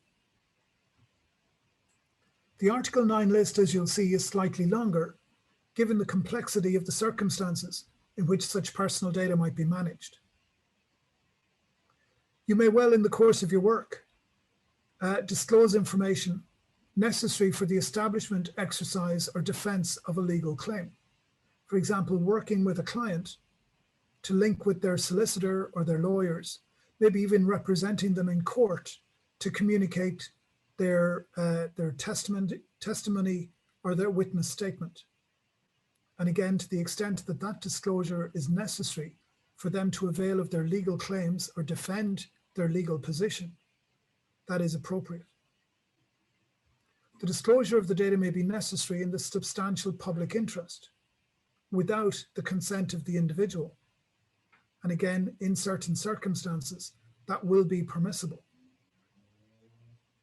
You may well be working, as I said before, with the client during a medical diagnosis or a meeting for preventative or occupational provision of occupational medicine. And again, the engagement and the disclosure of the information, not only to the deaf person, but also to the relevant and appropriate body or audience. For example, the GP practice secretary or the GP themselves or medical consultant is entirely appropriate. That covers both preventative and occupational medicine, medical diagnosis, prevention of medical or social care, and the administration of public health. Suffice to say, therefore, there are 7 principles around the processing of personal data, which you need to take into account, either because you are a self-employed interpreter managing that personal data in your engagement with your client, or you are contracting with an organization that assigns you to interact with the deaf community. Any personal data you gather during the course of that engagement must be managed appropriately and in a lawful manner in compliance with the 7 principles which we have set out. I hope today has provided a useful grounding or foundation in the key principles of the GDPR. When we reconvene, we will delve in a little bit more detail into some of the specific provisions of the GDPR. And I very much look forward to working with you on doing that. But in the interests of time and sanity, I will bring this evening's procedures to a close and halt the recording now.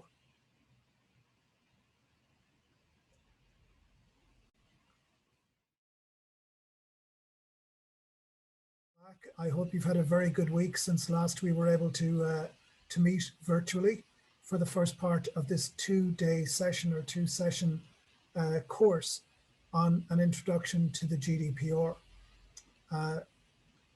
You should be able to see our able signers. Leanne and Amanda will tag team over the course of today. And again, we're aiming at a conclusion by 7 o'clock this evening, 1900 at the latest. As with last week's session, the event will be recorded, and you should be able to get recordings not only of the slide deck, but also of the signing being done by your colleagues. That will be made available in the coming days through the Citizens Information Bureau. And Lucia has kindly joined us here this evening as well. Questions are welcomed, and we can only encourage you to ask the questions. At the end of each session, we will take a short break around 6 o'clock, just for a bit of eye rest and to recharge the batteries. And I will deal with any questions that have been raised off record. So again, we'll stop the recording just to allow for the topicality of the questions, and then resume the recording after each break. And as with last week, if there are any questions that arise offline following the session, please don't hesitate to raise those questions with the good people at the Citizens Information Bureau, and we will be very happy to respond to address those questions and provide written answers to all of the registered attendees as quickly as possible.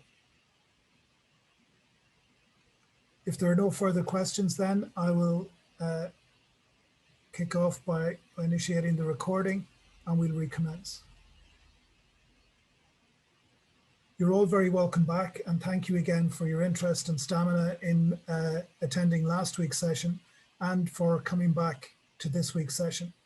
They say that getting married for the second time is the triumph of hope over experience. I often think that people coming back for a second week of GDPR training is equally a measure of their optimism that this week won't be as bad as last week. I've started with the slides. You'll see that we're halfway through the slide deck, but I just wanted to recap in that the key slide for me in last week's session was the outline of the 7 principles. So I'll take the liberty of starting at that point as a useful springboard before we go on into the new material of this week. You will recall that the 7 principles effectively form the framework against which compliance for data processing is measured. All 7 principles apply to all processing activities, and equally they apply throughout the duration of time that the processing is being conducted. So it is not possible to cherry pick or identify individual principles that will apply. All 7 will apply at all times. Very briefly, in summary, running through the 7 principles, if you consider your processing activities that you conduct in your day-to-day professional engagements, please try and measure that experience against these 7 principles to determine how the principles are relevant for the good work that you do in your sign language interpreting.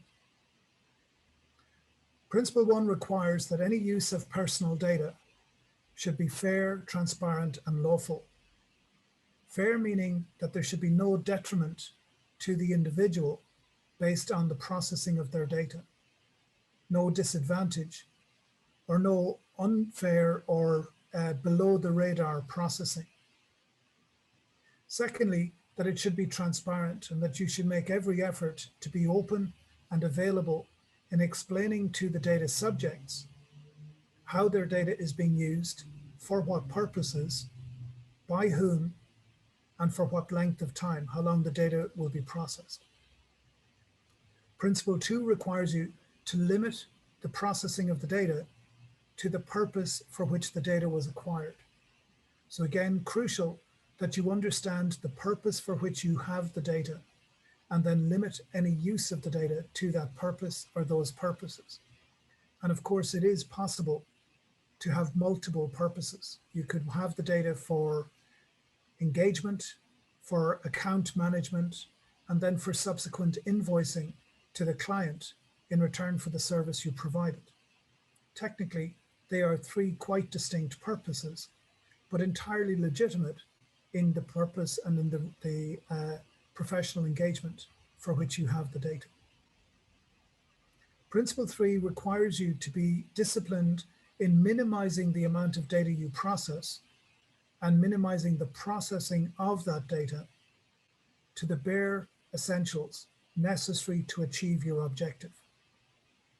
The bottom line requirement here is that you do not process data that is not necessary for your objectives.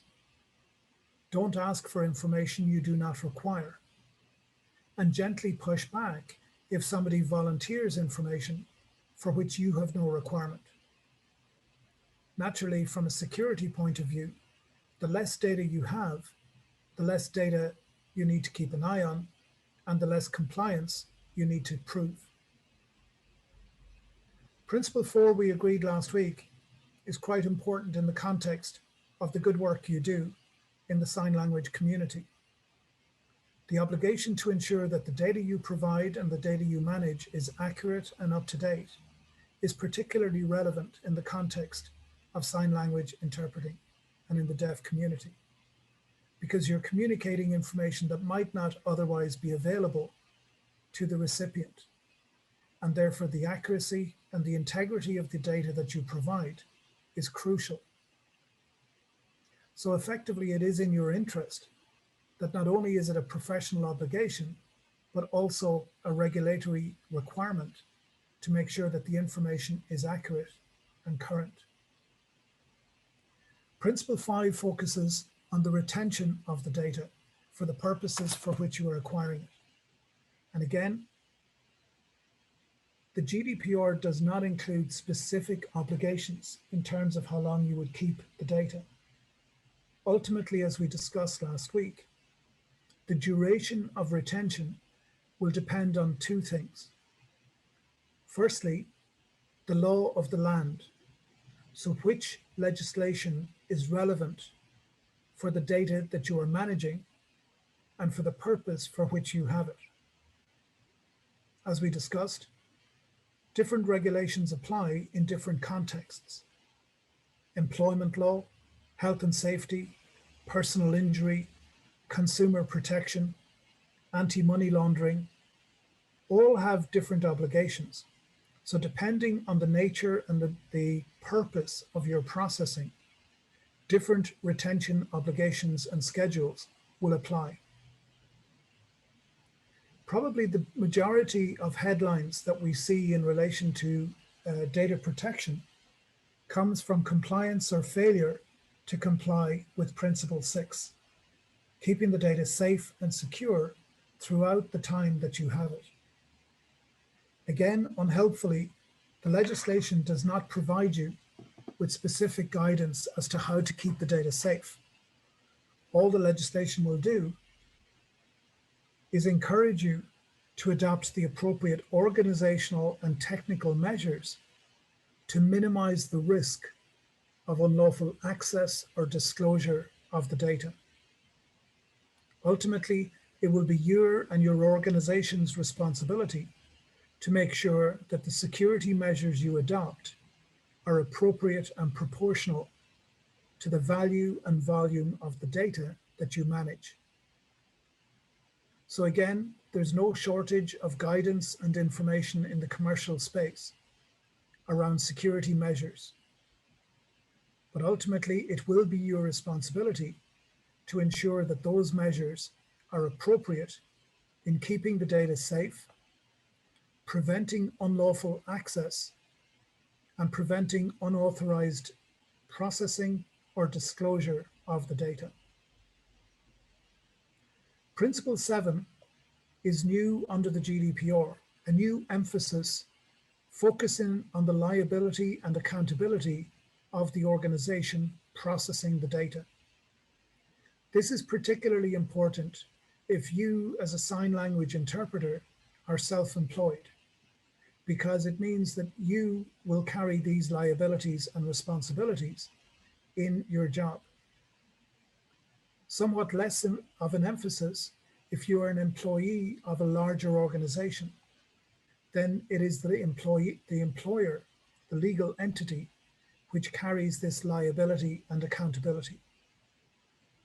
As we progress this evening in looking at the remaining slides on this content, we'll focus substantially on Principle 7, the mechanisms mandated by the GDPR, which you must be able to show as evidence that you understand your accountability under the regulation and that you have taken appropriate measures to be compliant.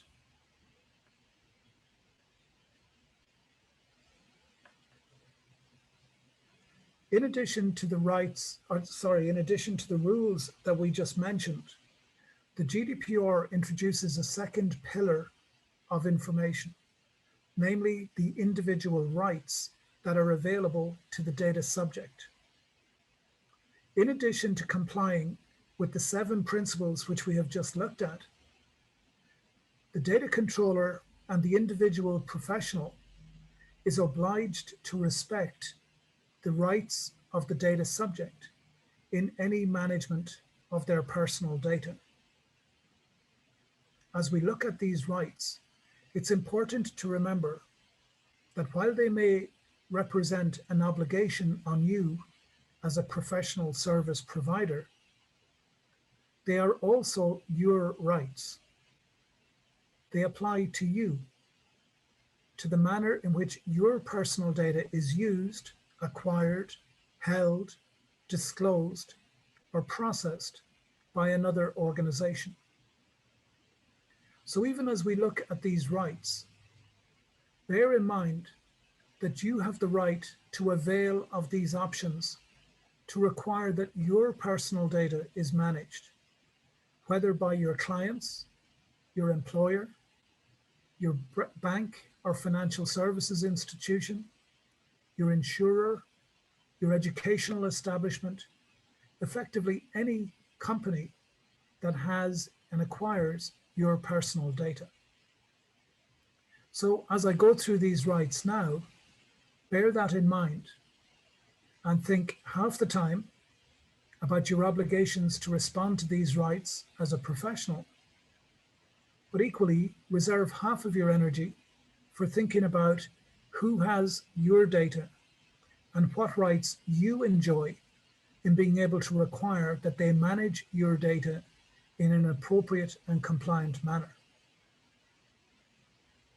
Firstly, the legislation resurrects the existing obligation that you should be informed of the processing of your data.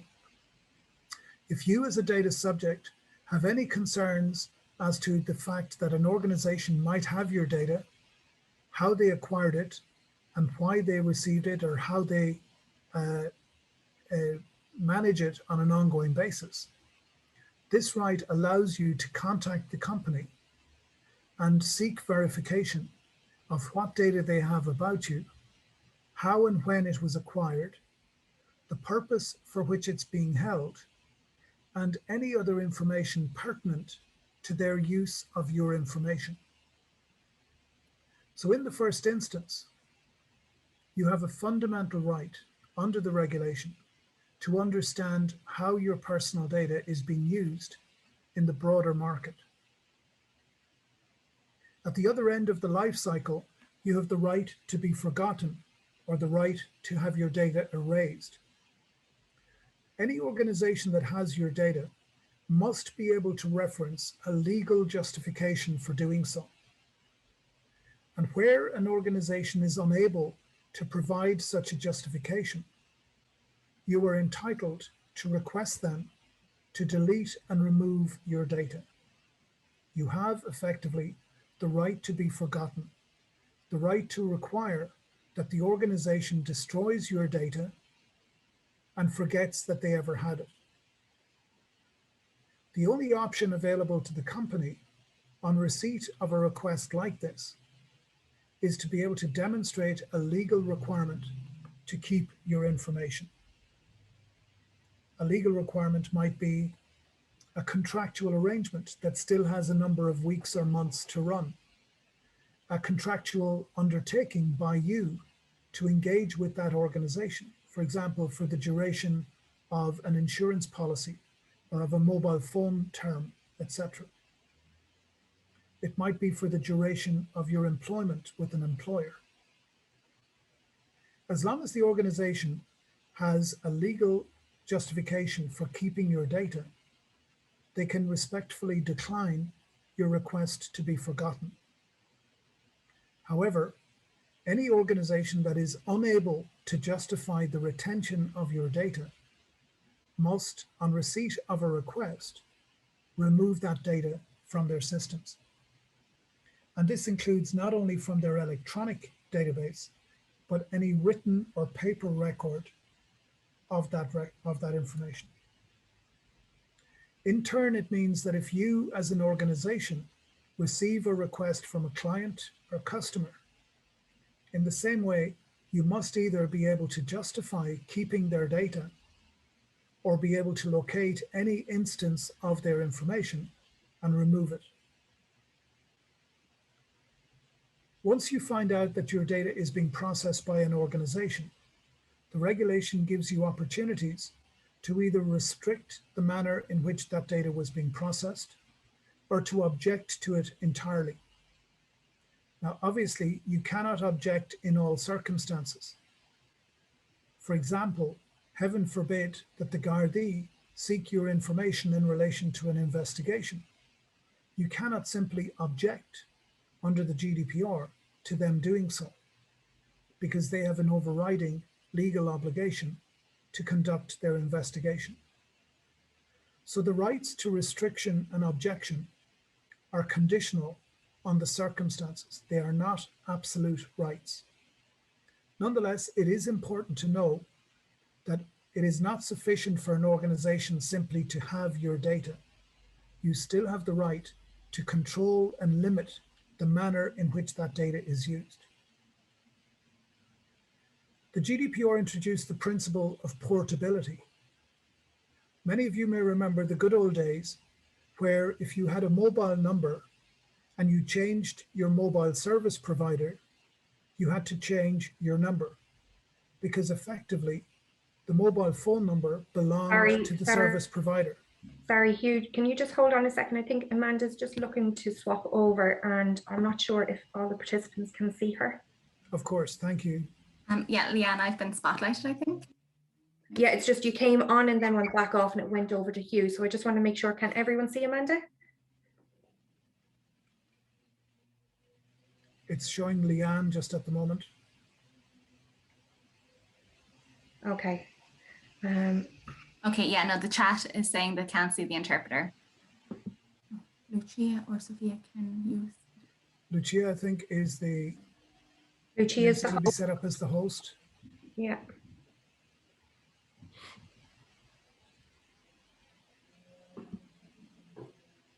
Please bear with us for a second, folks. Just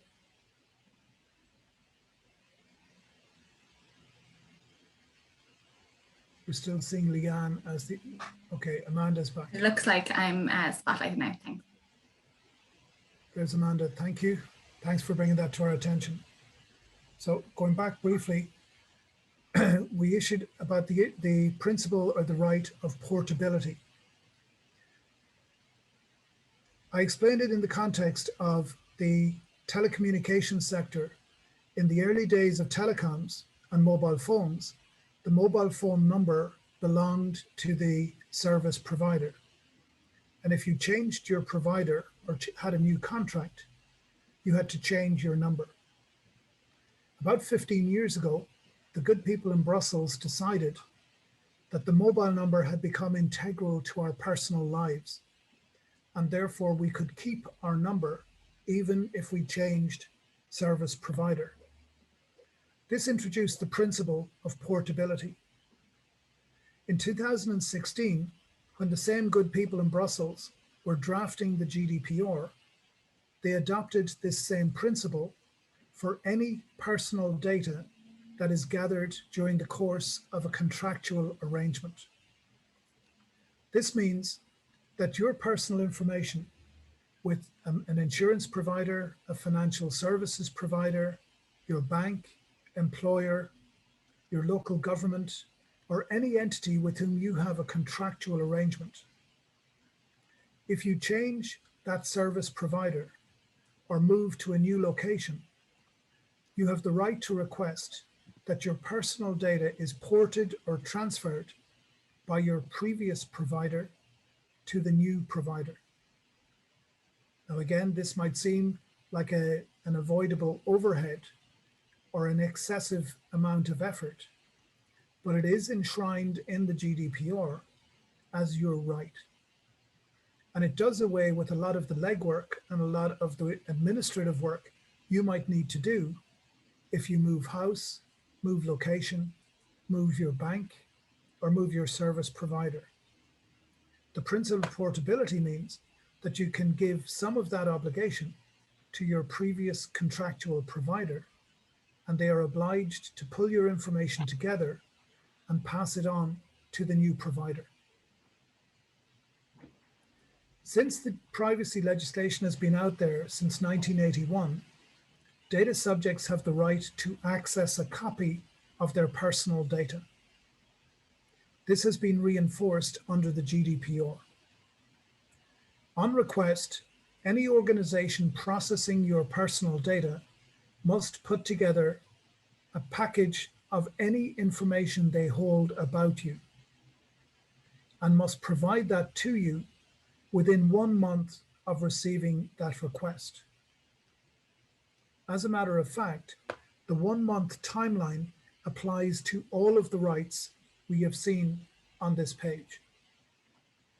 This, though, can be particularly difficult in circumstances where an organization has a lot of information about you, because the clock is ticking on that 1 month time window during which they have to pull together all of the information about you and make it available to you in a written form.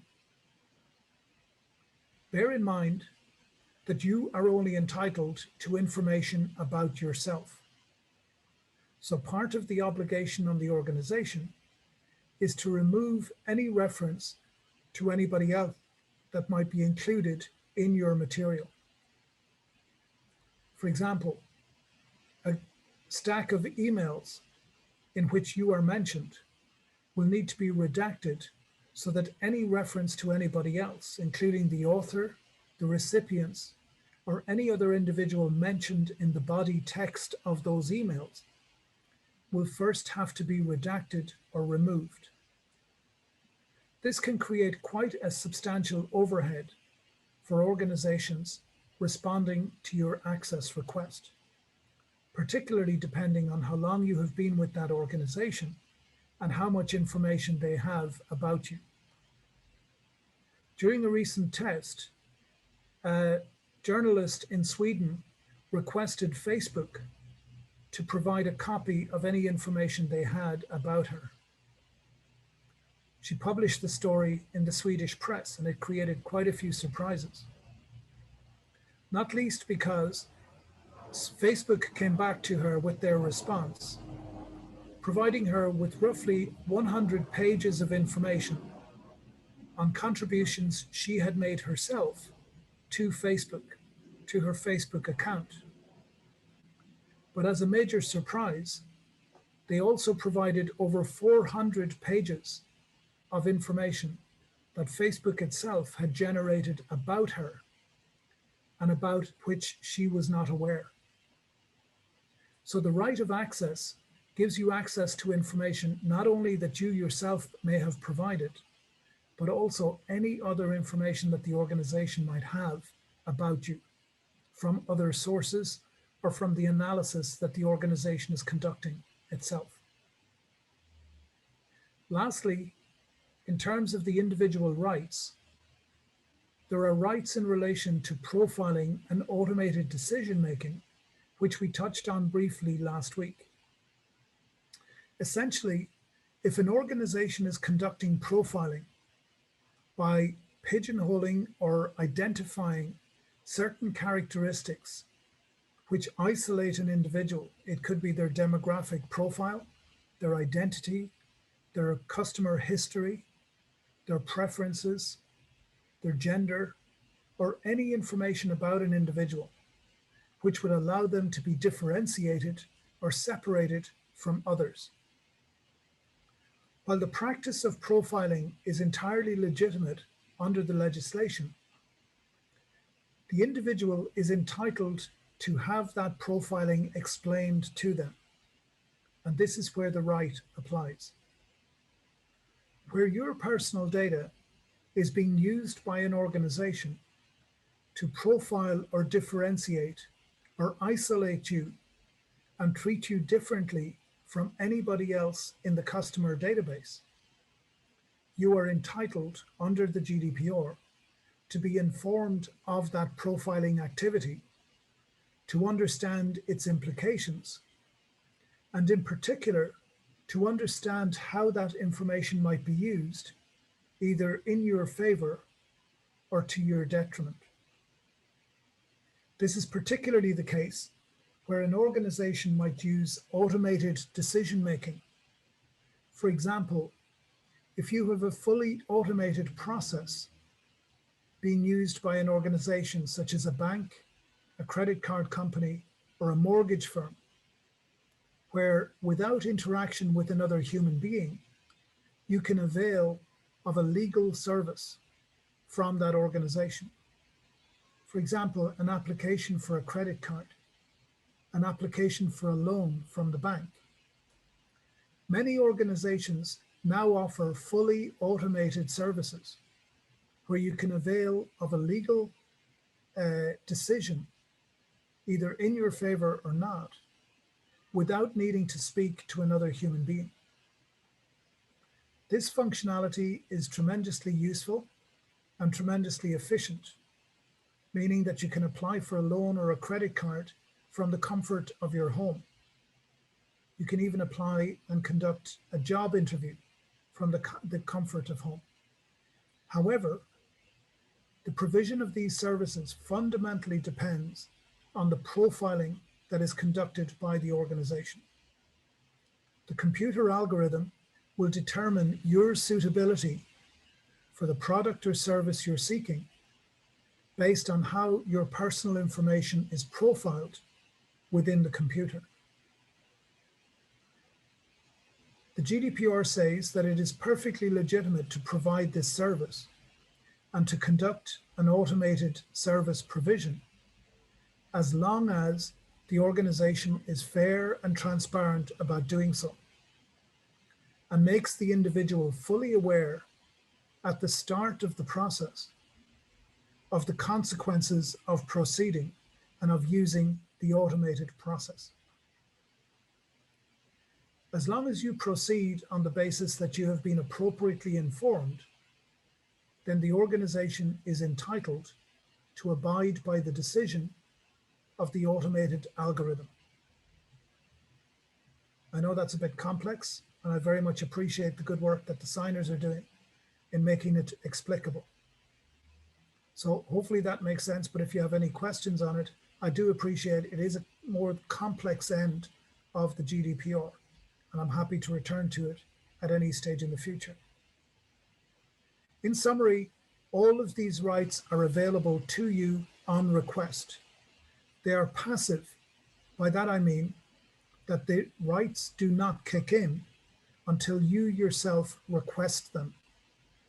Your request should be in writing, and you should provide the data controller with appropriate information that will allow them to identify you and understand your requirements.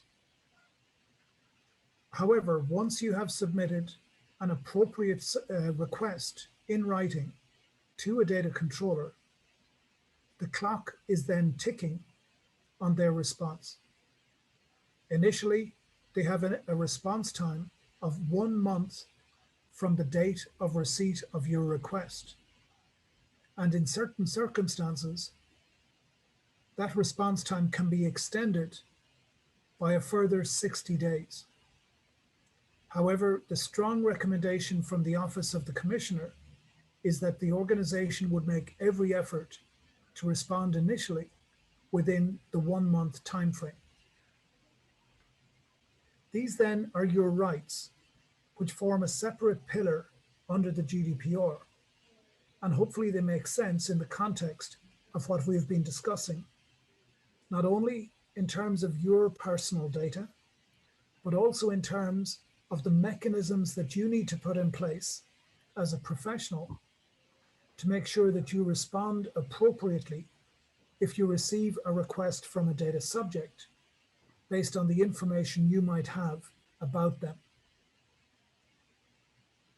I said that we would focus on Principle 7, and in particular on the implications of your liability and accountability under the regulation. Up to this evening's break, I just want to look at some of these implications in more detail. Obviously, we mentioned in the past about the status of a data processor, a third-party service provider, and many of you as sign language interpreters will actually act as data processors in your professional engagements.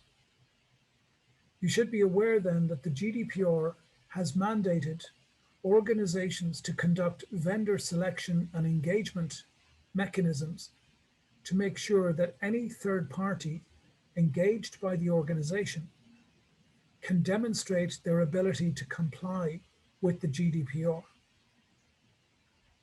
Further, that before any data is processed by a third party, that an appropriate data processor agreement is in place with that third party.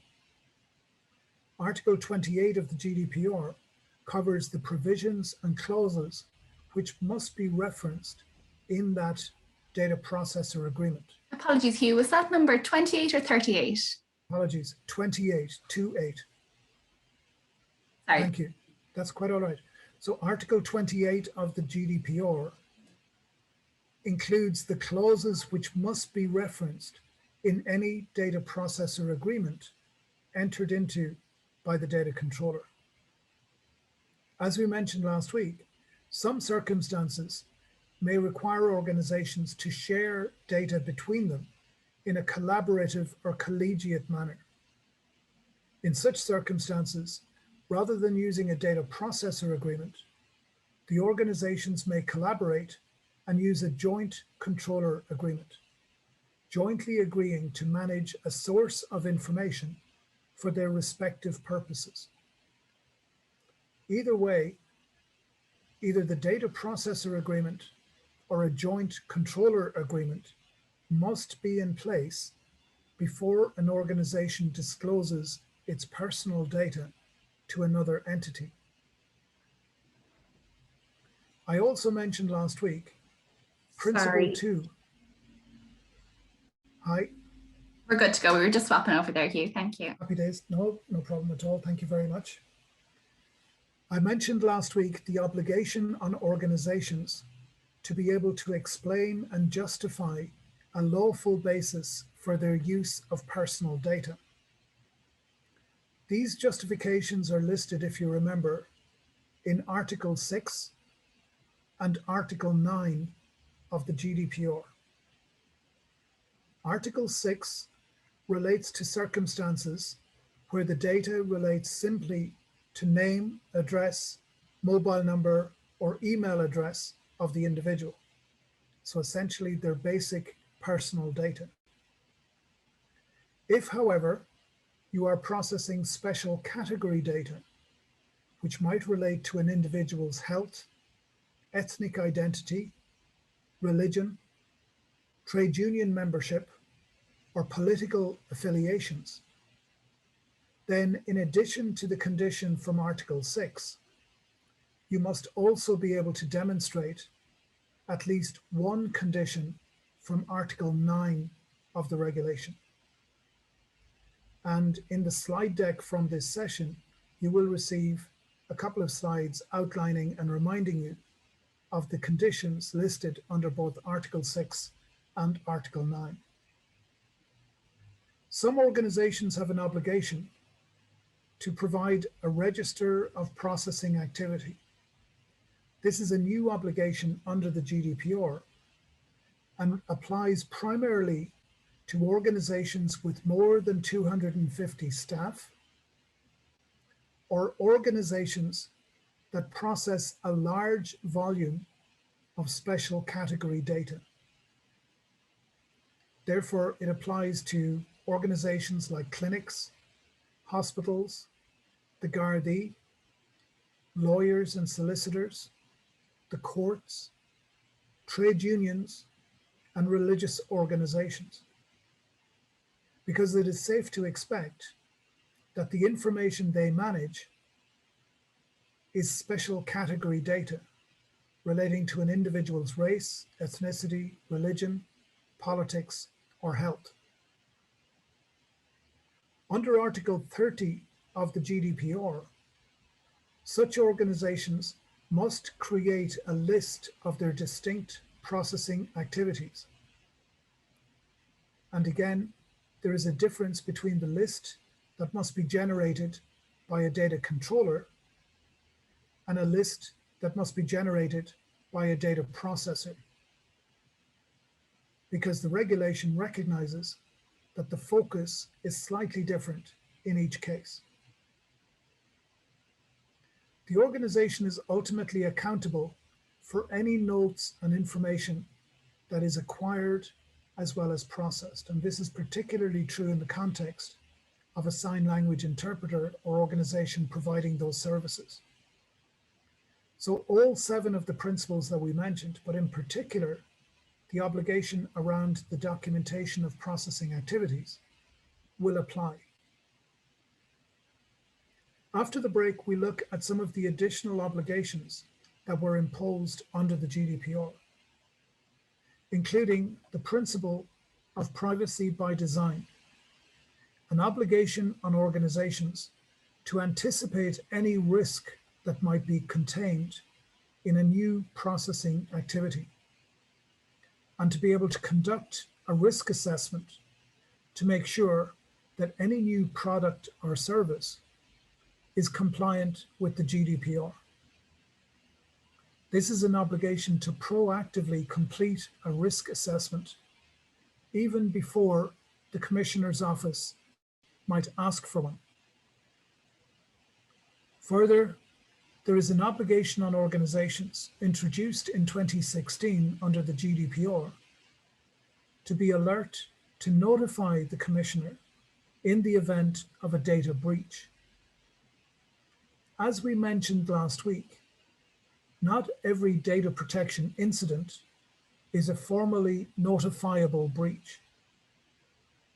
An incident might include the loss of data or the loss of a piece of equipment containing personal information, such as a laptop, a mobile phone, or a USB stick.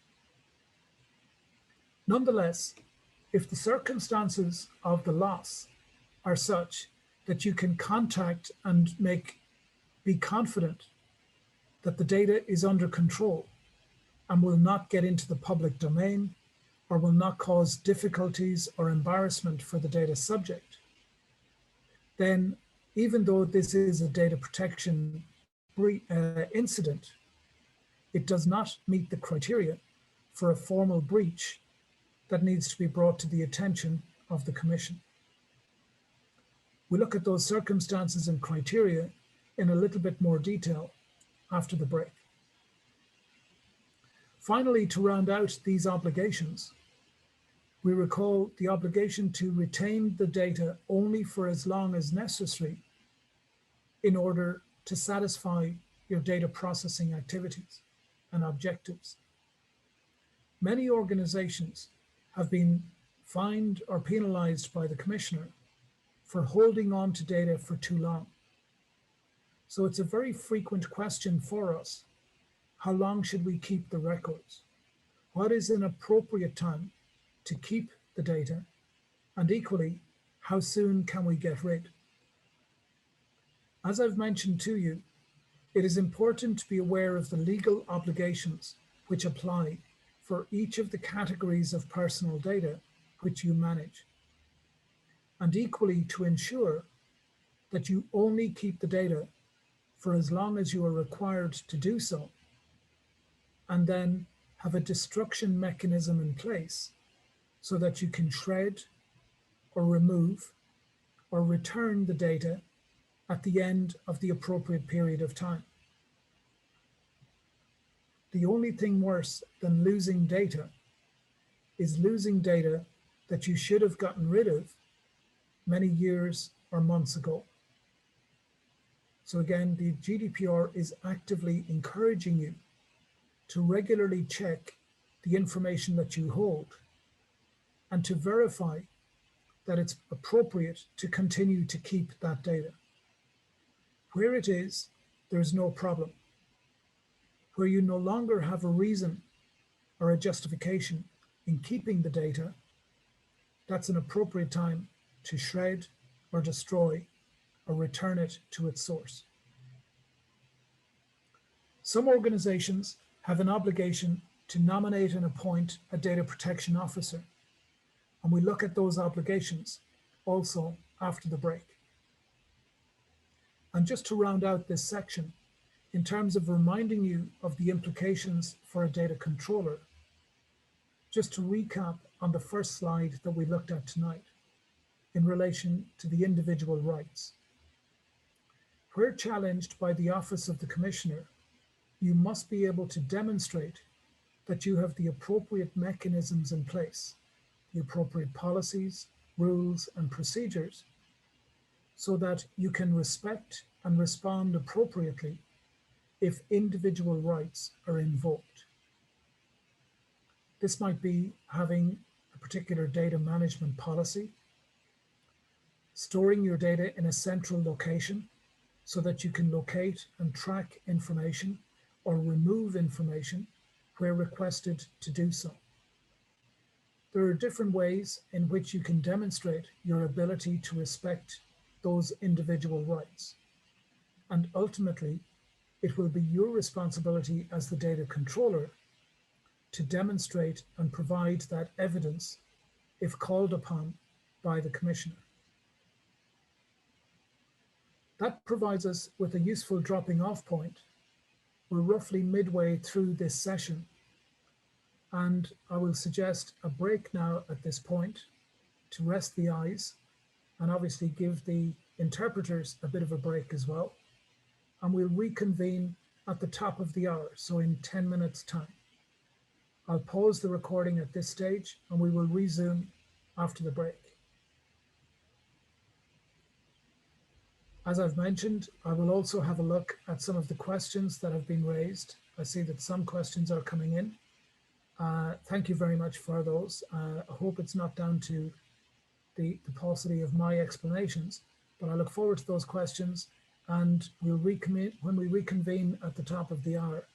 I'll start by maybe going through those and clarifying those points. Thank you very much. The recording has now been paused, and we'll take a short break and recommence at 6 o'clock. Thank you.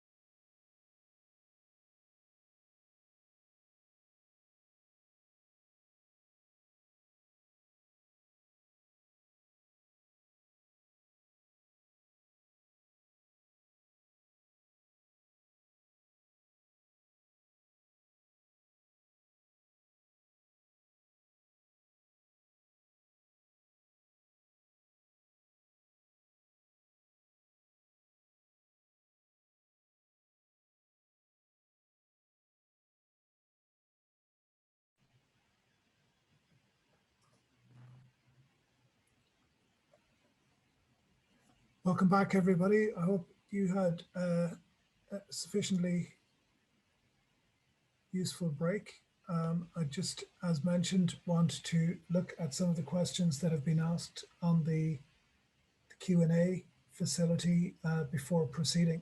As mentioned before, I will keep this off the recording as the questions, while very relevant, are maybe topical and circumstantial to tonight's session.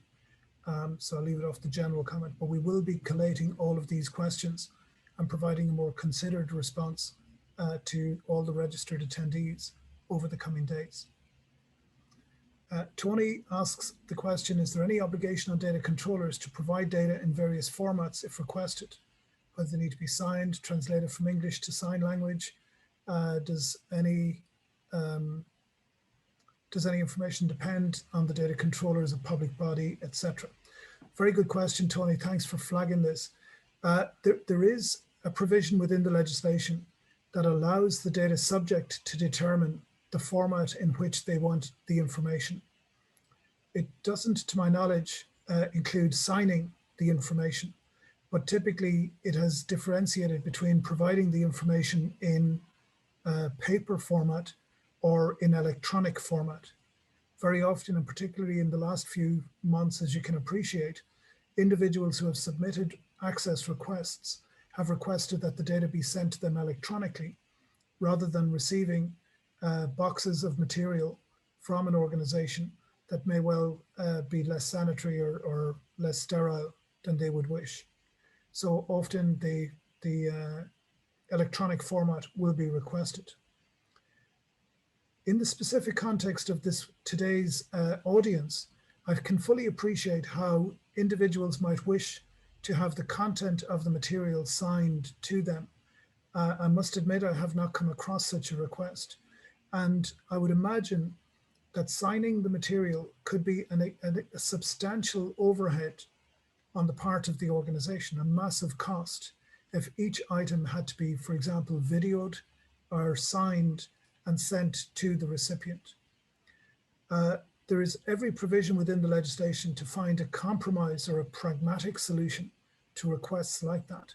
For example, that an individual might specify a particular document in which they were interested and have that signed. So it wouldn't be the signing of all of the material arising from the request, but maybe of a single or a limited set of information. Equally, to justify signing the output from an access request, the requester must be able to demonstrate that no other mechanism is appropriate. For example, that receiving the material in written or in electronic email format or digital format would not be appropriate. And I would imagine that only in those circumstances where the requester can demonstrate that it wouldn't be appropriate in other formats would signing be considered an option. Hopefully, Tony, that answers your question. You had a second part to your question. You snuck that in there. Very well done. Whether there was a difference in terms of public bodies, etc. No, there is not. The one difference that might exist is that public bodies and public authorities may be subject to an FOI request, a freedom of information request, so that an individual may avail of FOI legislation to seek their data rather than putting the request in under GDPR. Bear in mind that these are two quite different pieces of legislation, and the obligation to respond to them is quite different based on whether the request is submitted under FOI or under GDPR. But the only distinction I can think of in this context is that a public body or public authority would be subject to a request under either GDPR or FOI, whereas a commercial or private company would only be subject to a request under the GDPR. Private and commercial entities are not subject to freedom of information disclosure requests.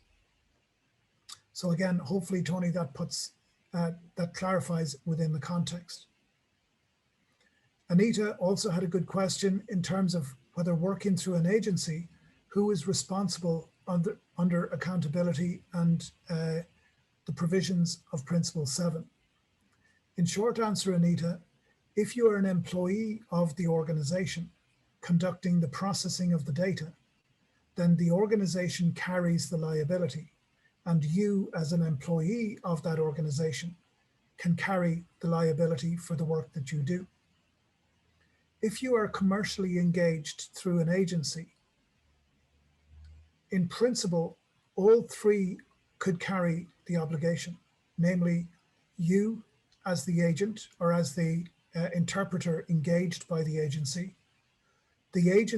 for facilitating that engagement, and then the data controller or the organization whose personal data you might be interpreting during the course of that engagement. Each organization would carry separate accountability and separate liability. So to the extent that your processing activity is distinct and separate from that of the agency or that of the client, you may well have specific responsibilities under Principle 7 of the GDPR. It is very much considered on a case-by-case basis. So if you had specific concerns, Anita, in relation to an upcoming event or to an event that has occurred in the past, I'm more than happy to hear your query and will be happy to provide an answer to the extent that I can. Bertha, you had mentioned about looking at your query in the chat facility. I'm more than happy to do that, Bertha. I just haven't seen that at the moment, but I'm more than happy to look at it and to respond to you separately. Thank you all for those questions. And with your agreement, we will now proceed to the next slide and resume the recording.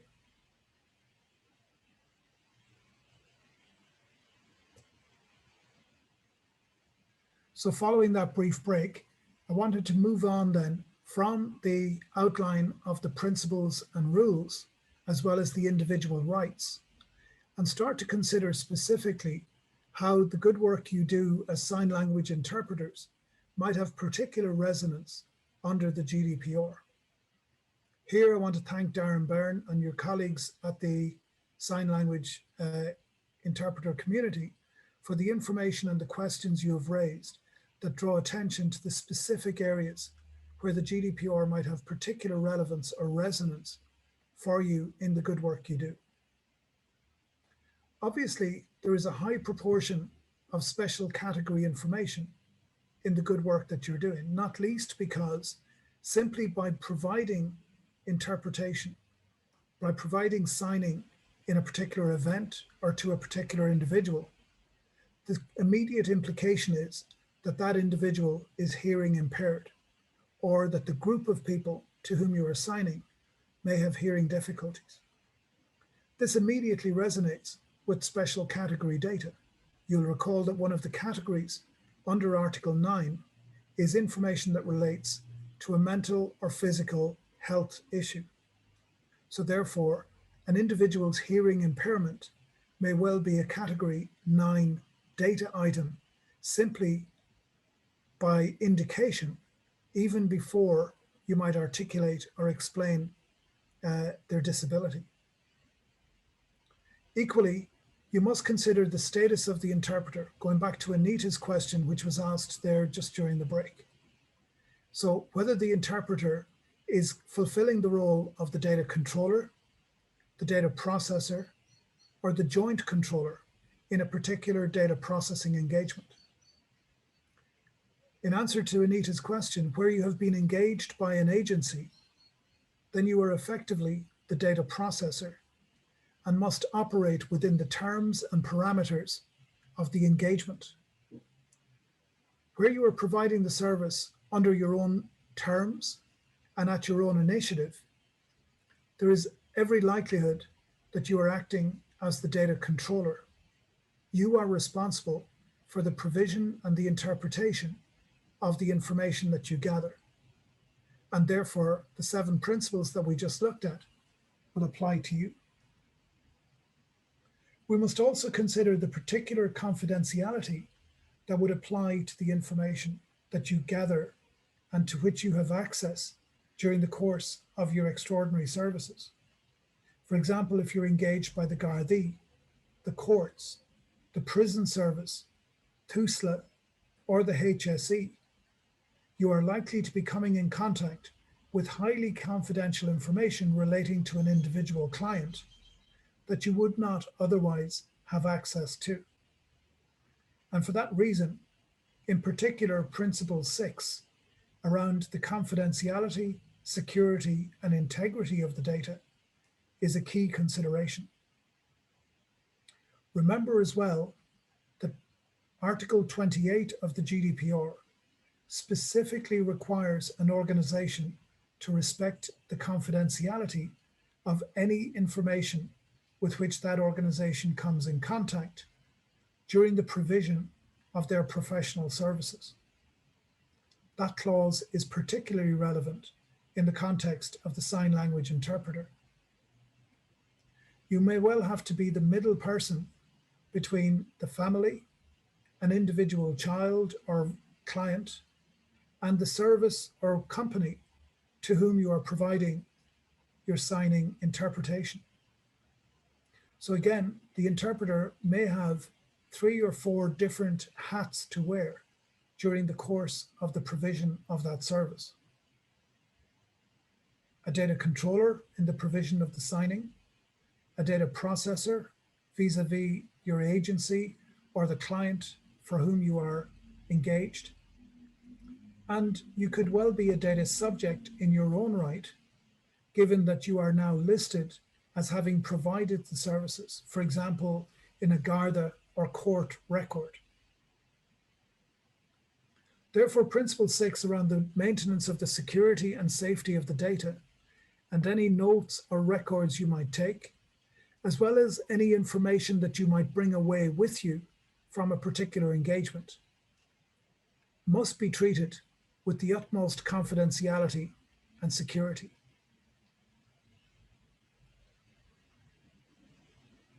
That would apply also, again echoing Tony's question at the break, about requests for disclosure of sharing of information that you might provide during the course of your interpretation. So I'm mindful that many interpreters are quite too busy interpreting in real time to take notes or to gather information during an engagement. You may well, however, have received correspondence prior to the engagement or may receive further material following the engagement as a result of having been involved. So be mindful that even after your signing engagement is over, you may well continue in your role as a data processor or data controller if you continue to be included in correspondence in relation to that individual.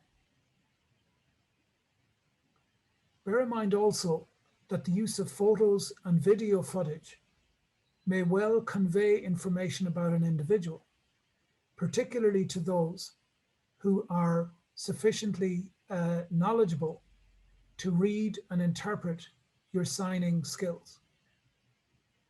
Therefore, as we mentioned last week, a conversation being signed quite a distance away could be fully audible in inverted commas or fully legible to an individual capable of interpreting sign language. You need, therefore, to be highly alert to the environment and the circumstances, the surroundings in which you are providing your signing services. And lastly, you may well incur Garda vetting or other obligations when working with children or vulnerable adults that would not otherwise apply to a vocal or to a multilinguist interpreter.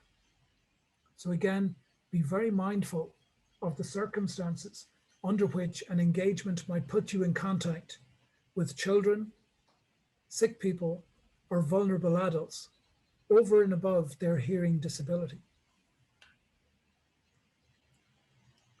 I mentioned under Principle 7 that there's an obligation from the GDPR to manage and provide a breach notification in the event that a substantial incident has occurred in relation to the personal data for which you are responsible.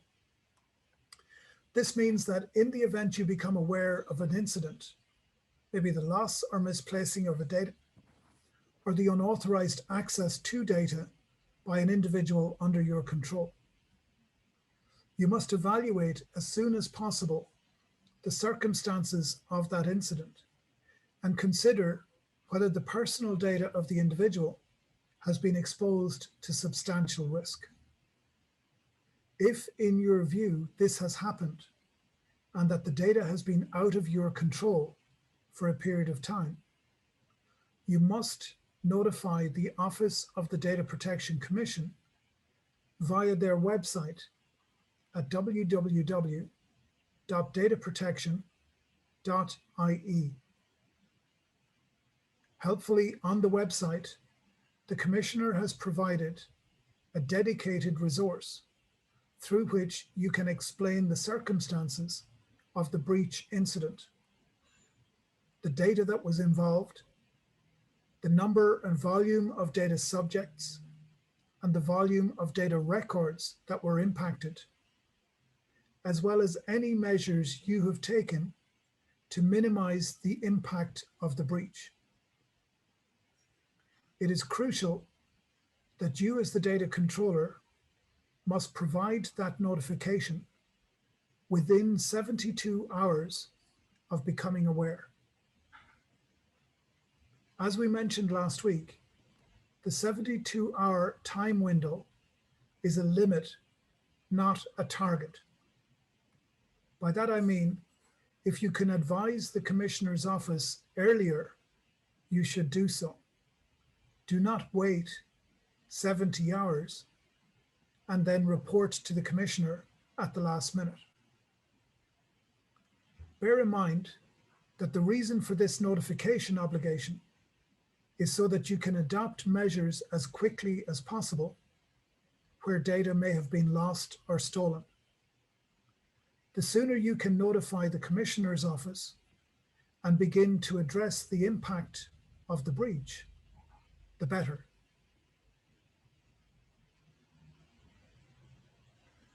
Where you or your organization are planning new services or new processing activities, for example, the adoption of new technology or new facilities within your company, the GDPR requires you to conduct a risk assessment known as a DPIA, or Data Privacy Impact Assessment, in order to try to anticipate the risks that might be inherent in this new processing activity.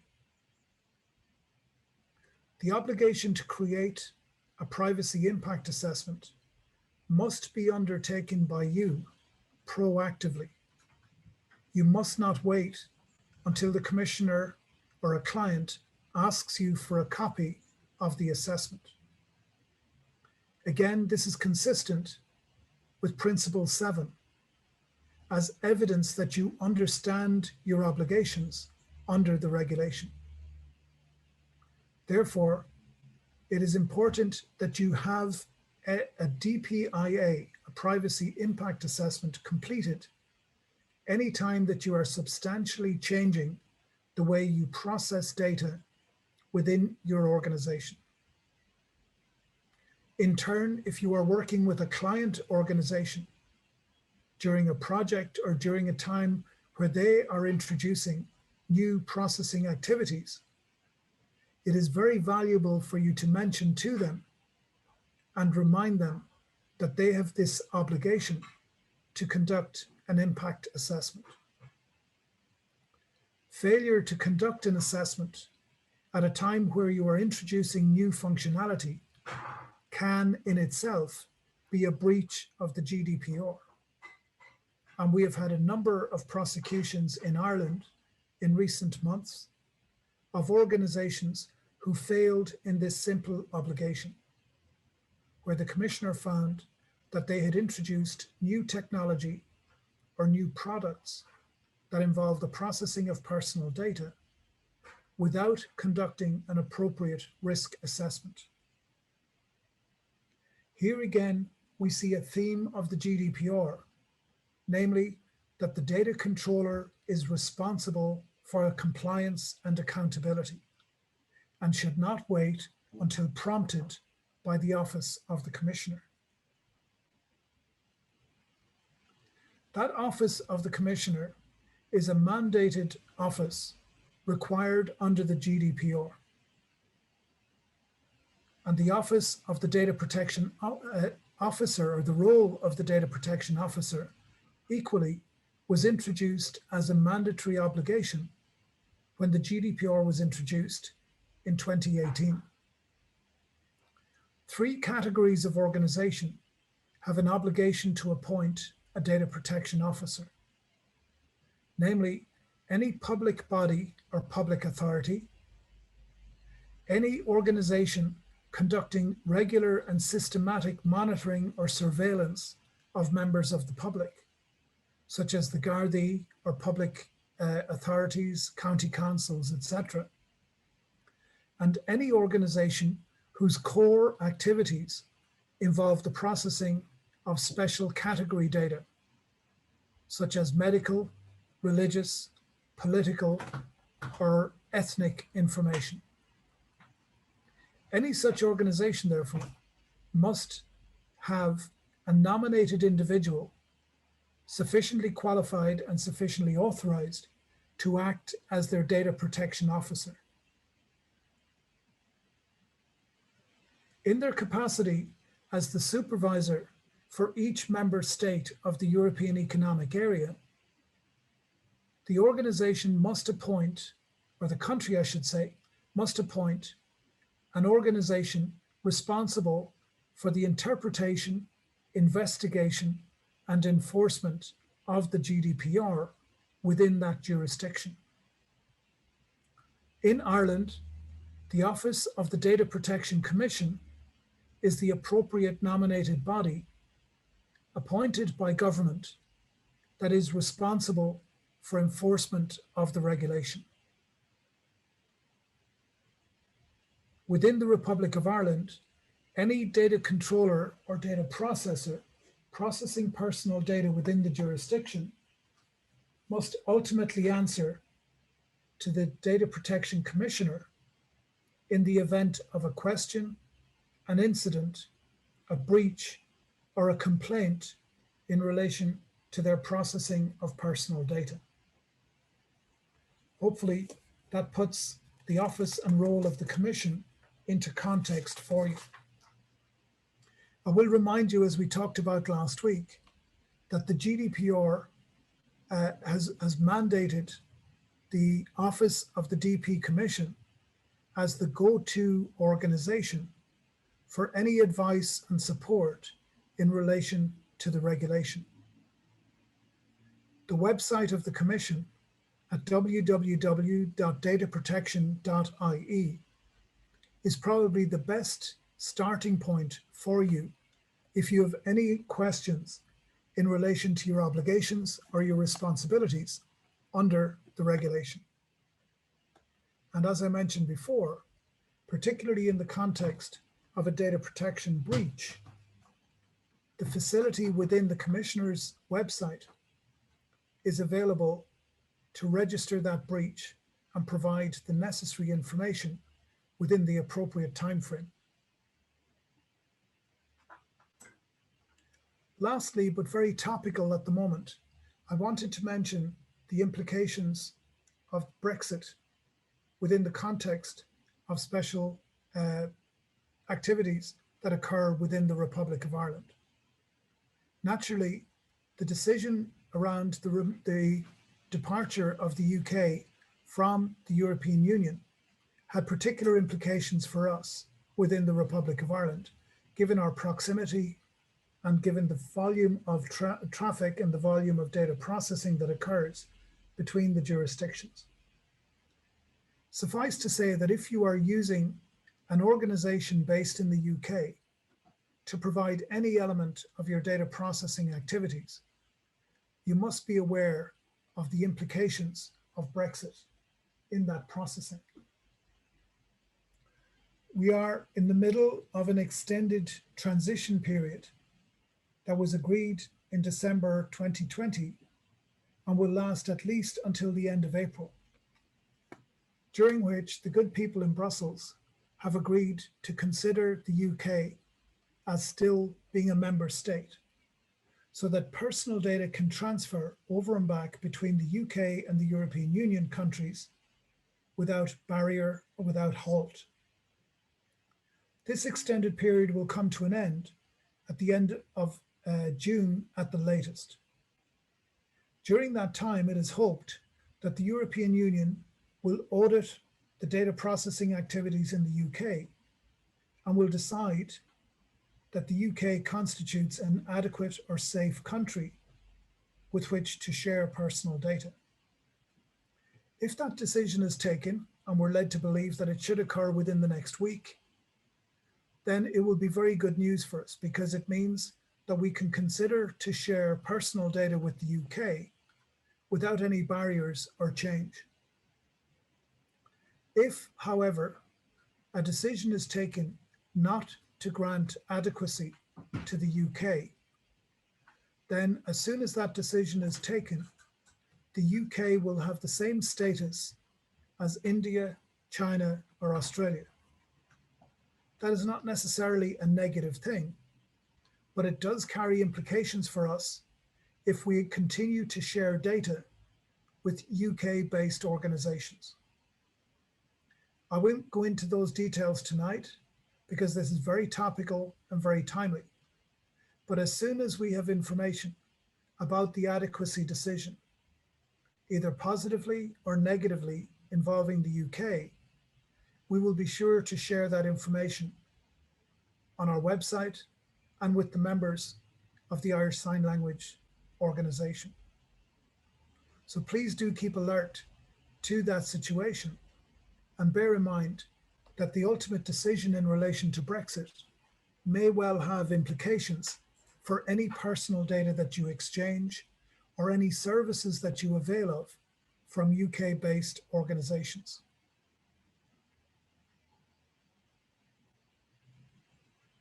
Also at Sytorus, we're more than happy to be available to you and to your organizations to provide any support, either in terms of advice, training, or even to act as a data protection officer on behalf of your organization, should you require or have a mandatory obligation to appoint one.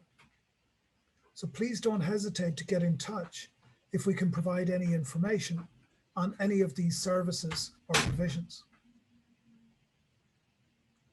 Lastly, I wanted to round out tonight's session by looking again at some specific considerations within the context of the GDPR that might be particularly relevant in the day-to-day activities of a sign language interpreter. And here again, I want to thank Darren Byrne for his particular support in providing these considerations and input to this section. Fundamentally, by engaging either as an agent under your own initiative or as a data processor to provide interpretation skills, you are taking on the personal data of an individual, and you are engaged on the basis of that person's hearing disability. Therefore, almost immediately, you become involved in processing personal data and signing.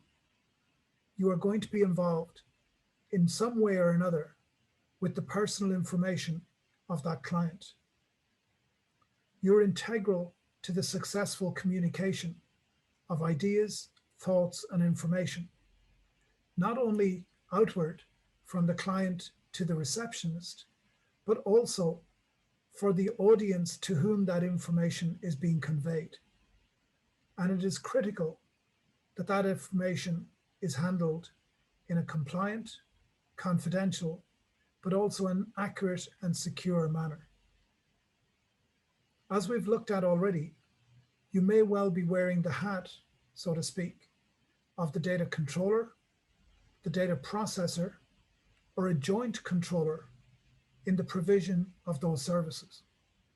And it's important to understand that distinction in order that you fully understand and appreciate what mechanisms may need to be in place before you begin your professional engagement.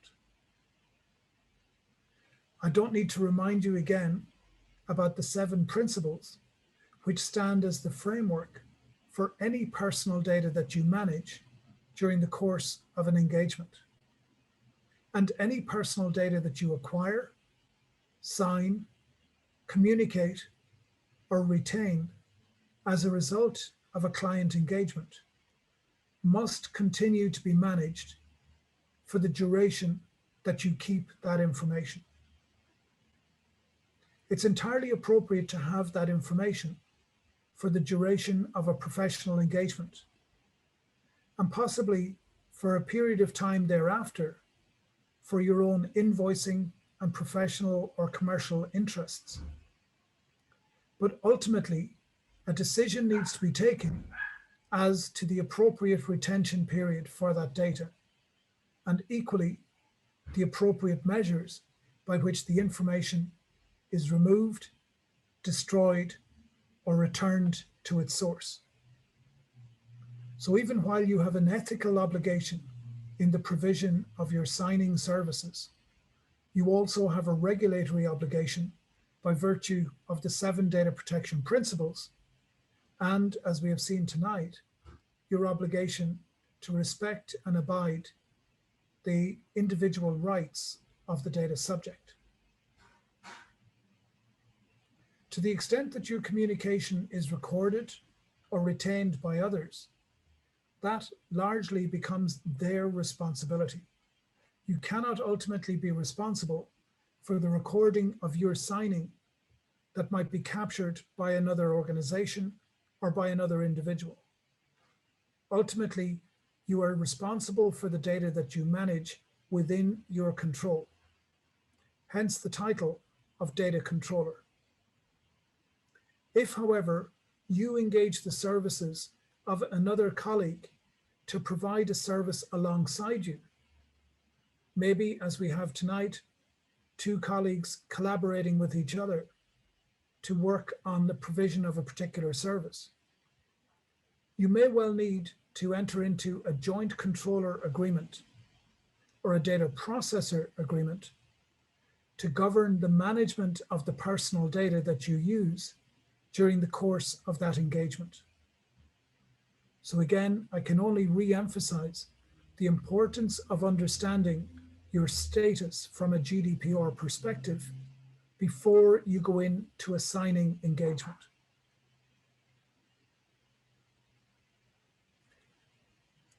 I reiterated as well the importance of Principle 4 and the huge value that you have as an interpreter in ensuring that the accurate, current, and integral message conveyed by the client is represented by you to the audience.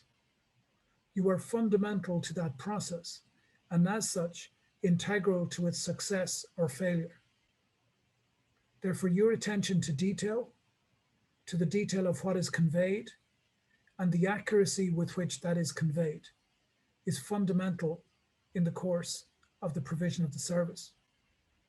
I'm sure I don't need to remind you of the fact, but it's helpful that Principle 4 of the GDPR supports and recognizes the importance of your role in the accuracy and quality of the information that is conveyed during the interpreting engagement.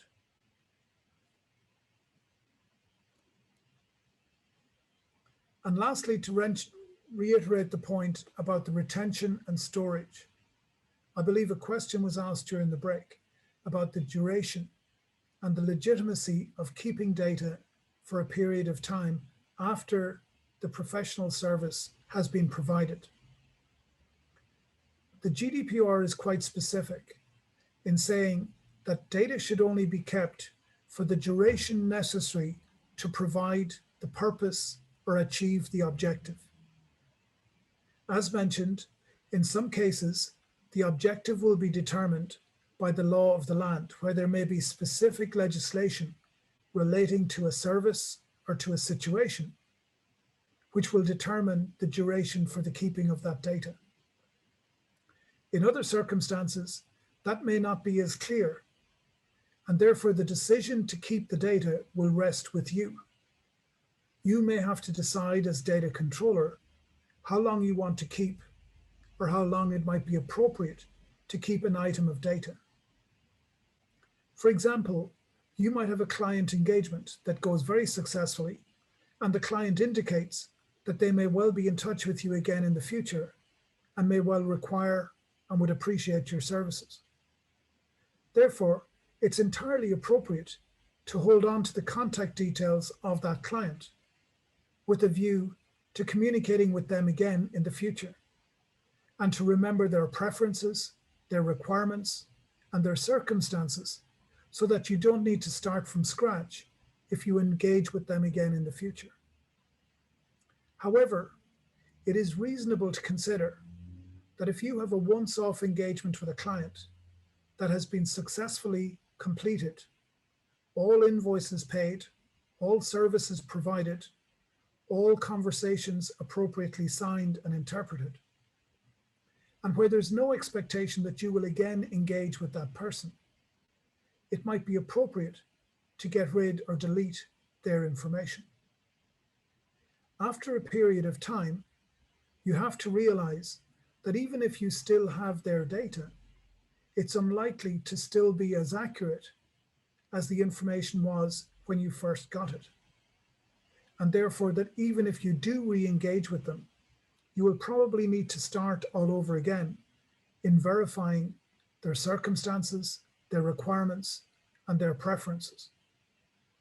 Therefore, after a suitable period of time, any information you may have had will no longer be relevant, accurate, or appropriate, and therefore entirely appropriate to get rid of it and start again on a blank sheet when you engage with the client on another engagement.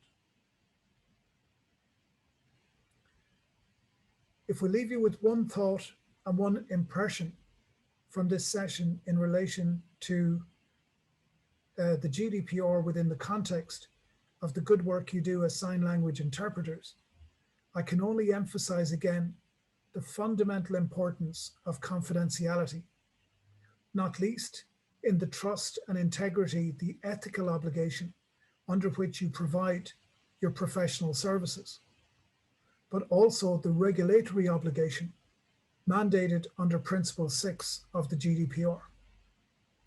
Not least to consider your surroundings and circumstances when providing the services you provide, mindful that the signing that you provide could be legible or interpretable by individuals observing from a distance.